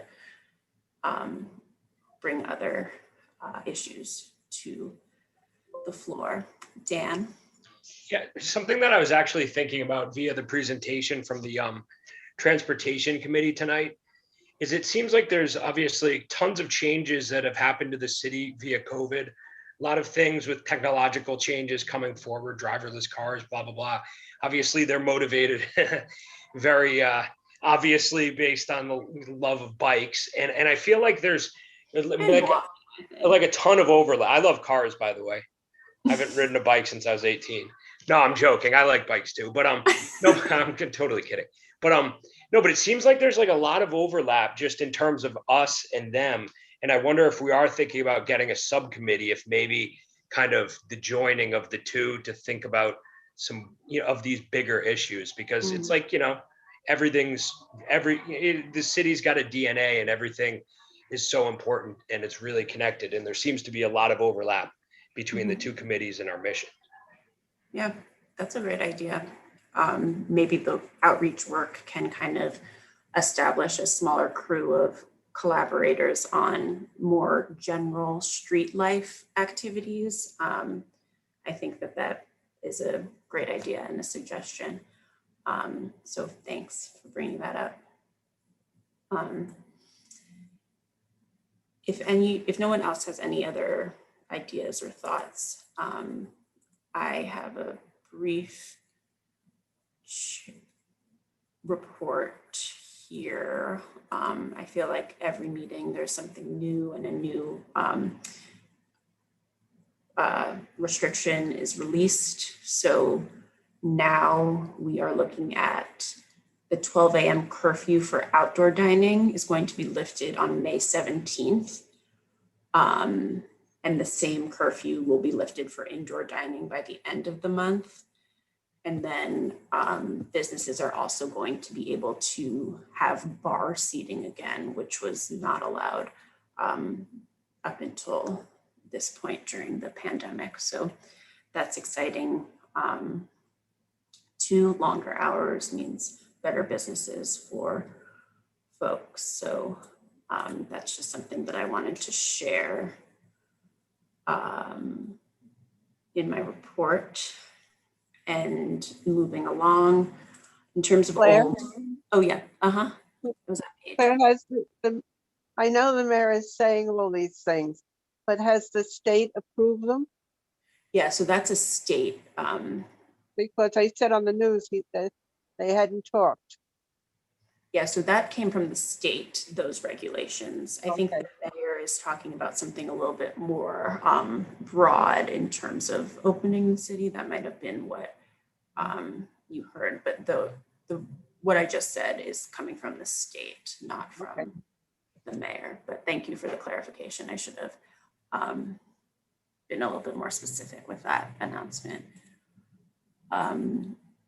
So in terms of old and new business, Kyle was going to be here to talk about the Small Business Forum. I think some of you were on that call and it was a huge success. A lot of people joined and listened in. So this is just something that CB6 put together and it demonstrates the continued efforts for the return and also just like generally supporting small businesses and amplifying our local issues. The biggest takeaway was that we need to follow up on the resolution that we passed a few years ago, which predated my time, but just thinking about small businesses in general. And there's also going to need to be monetary support from federal, state, and city agents to help businesses recover. So I don't think that this really needs any like resolutions at this point, but we are going to do some follow-up outside of the committee. And we just wanted to keep you apprised of our commitment to supporting local businesses during this time and moving forward. So we'll just keep pushing and fighting for things, and maybe there can be something a little later down the line when we're thinking about additional programming for the committee to work on. If you missed the panel, it's on CB6's YouTube page, so you can check it out on your own time. But that is the old business that I had.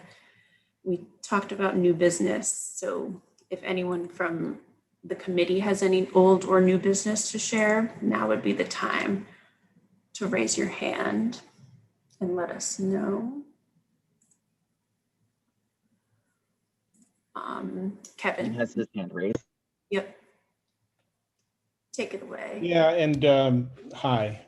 Hi. Brendan is aware of this too. I just wanted to let you know that Senator Kruger's office is trying to come up with some guidelines on cannabis shops, or at least, and also cannabis paraphernalia shops. There has been multiple concerns and complaints from parents of PS 40 because there is a cannabis related shop right next door. And when Senator Kruger was on a community board meeting, she did say there was a 500-foot rule that would be instituted.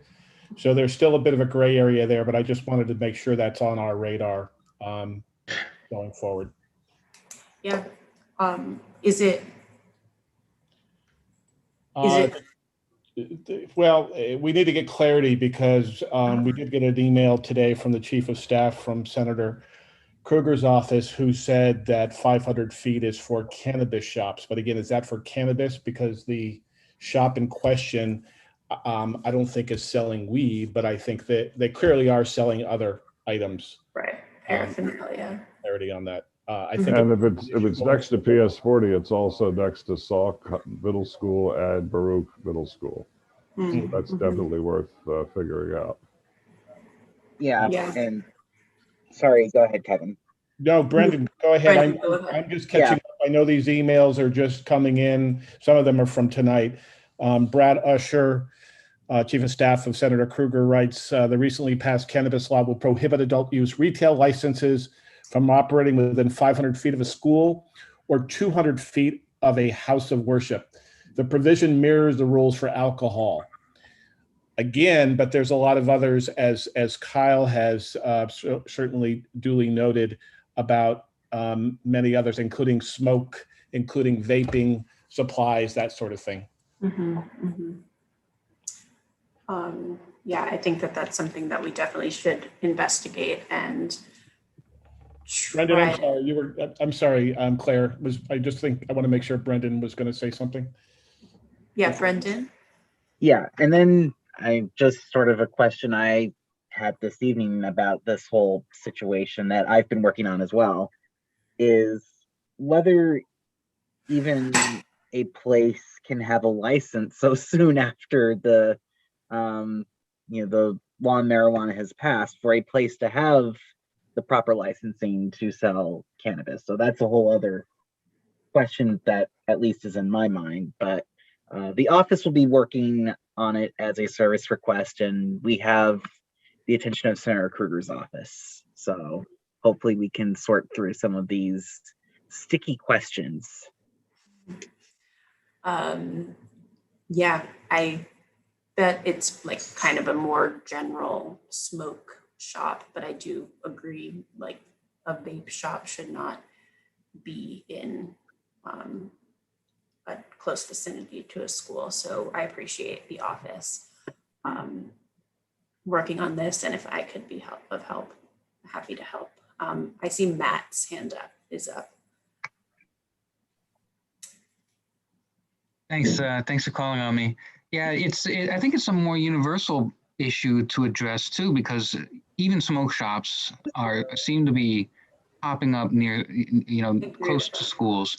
This one, happens to be down the block from 3 schools, and I know of one on 2nd Avenue around the corner from 3 other schools, and there should be something that prevents that from occurring, because there are laws that I think there are that forbid certain types of marketing when it comes to cigarette products and the placement of those products in stores.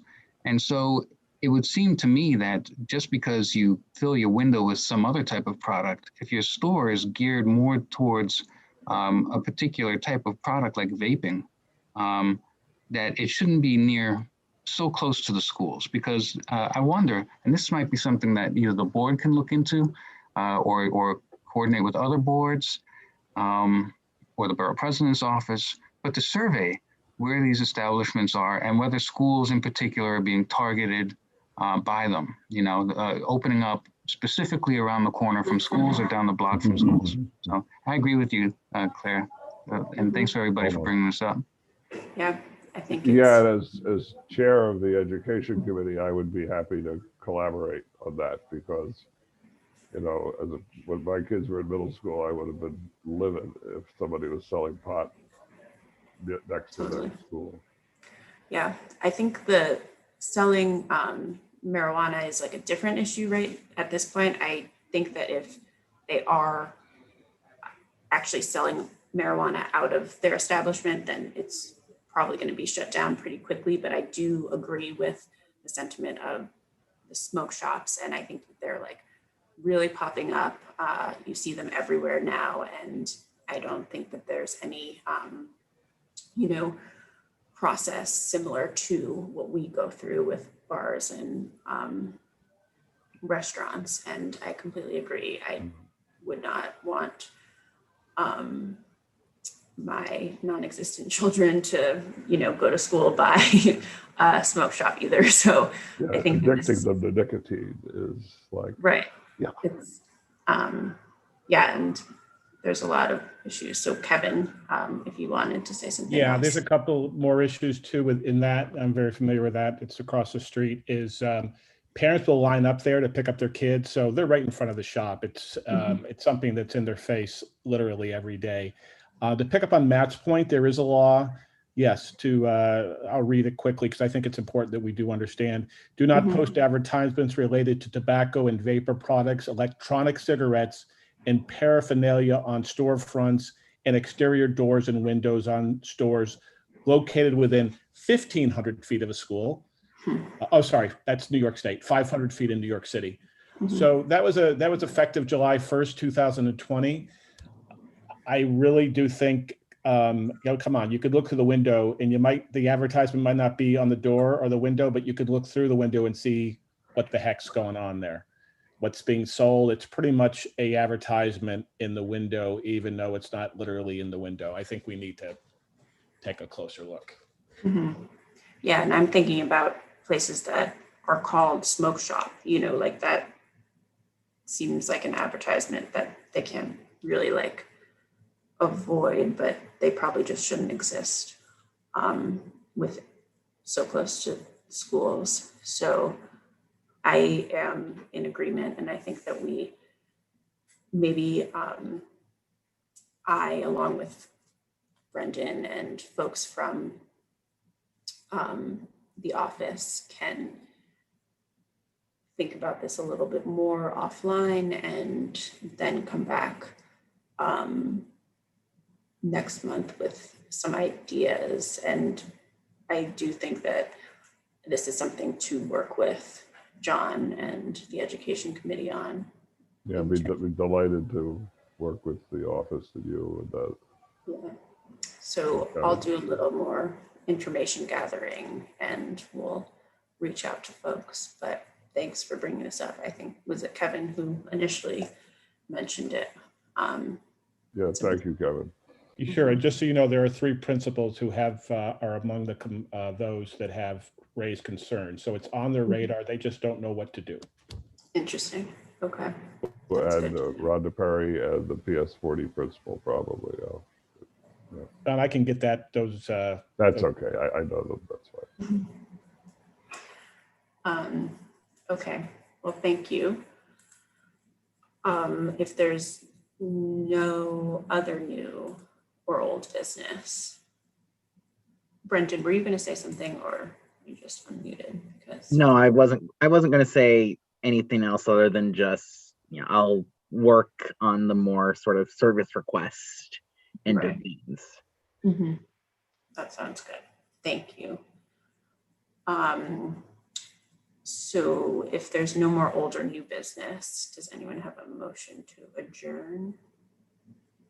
I'll move to adjourn and announce that Trevor Lawrence was picked first in the NFL draft. Go Jack. Second that. Okay, thanks, Anton. So if there are no objections, we will adjourn this meeting. Thank you, Claire. Yeah, good meeting. That was a really good meeting. Thank you. Great. Well, thank you all for sticking through it, and seeing no further business. This meeting is adjourned at 8:50 p.m. Thank you.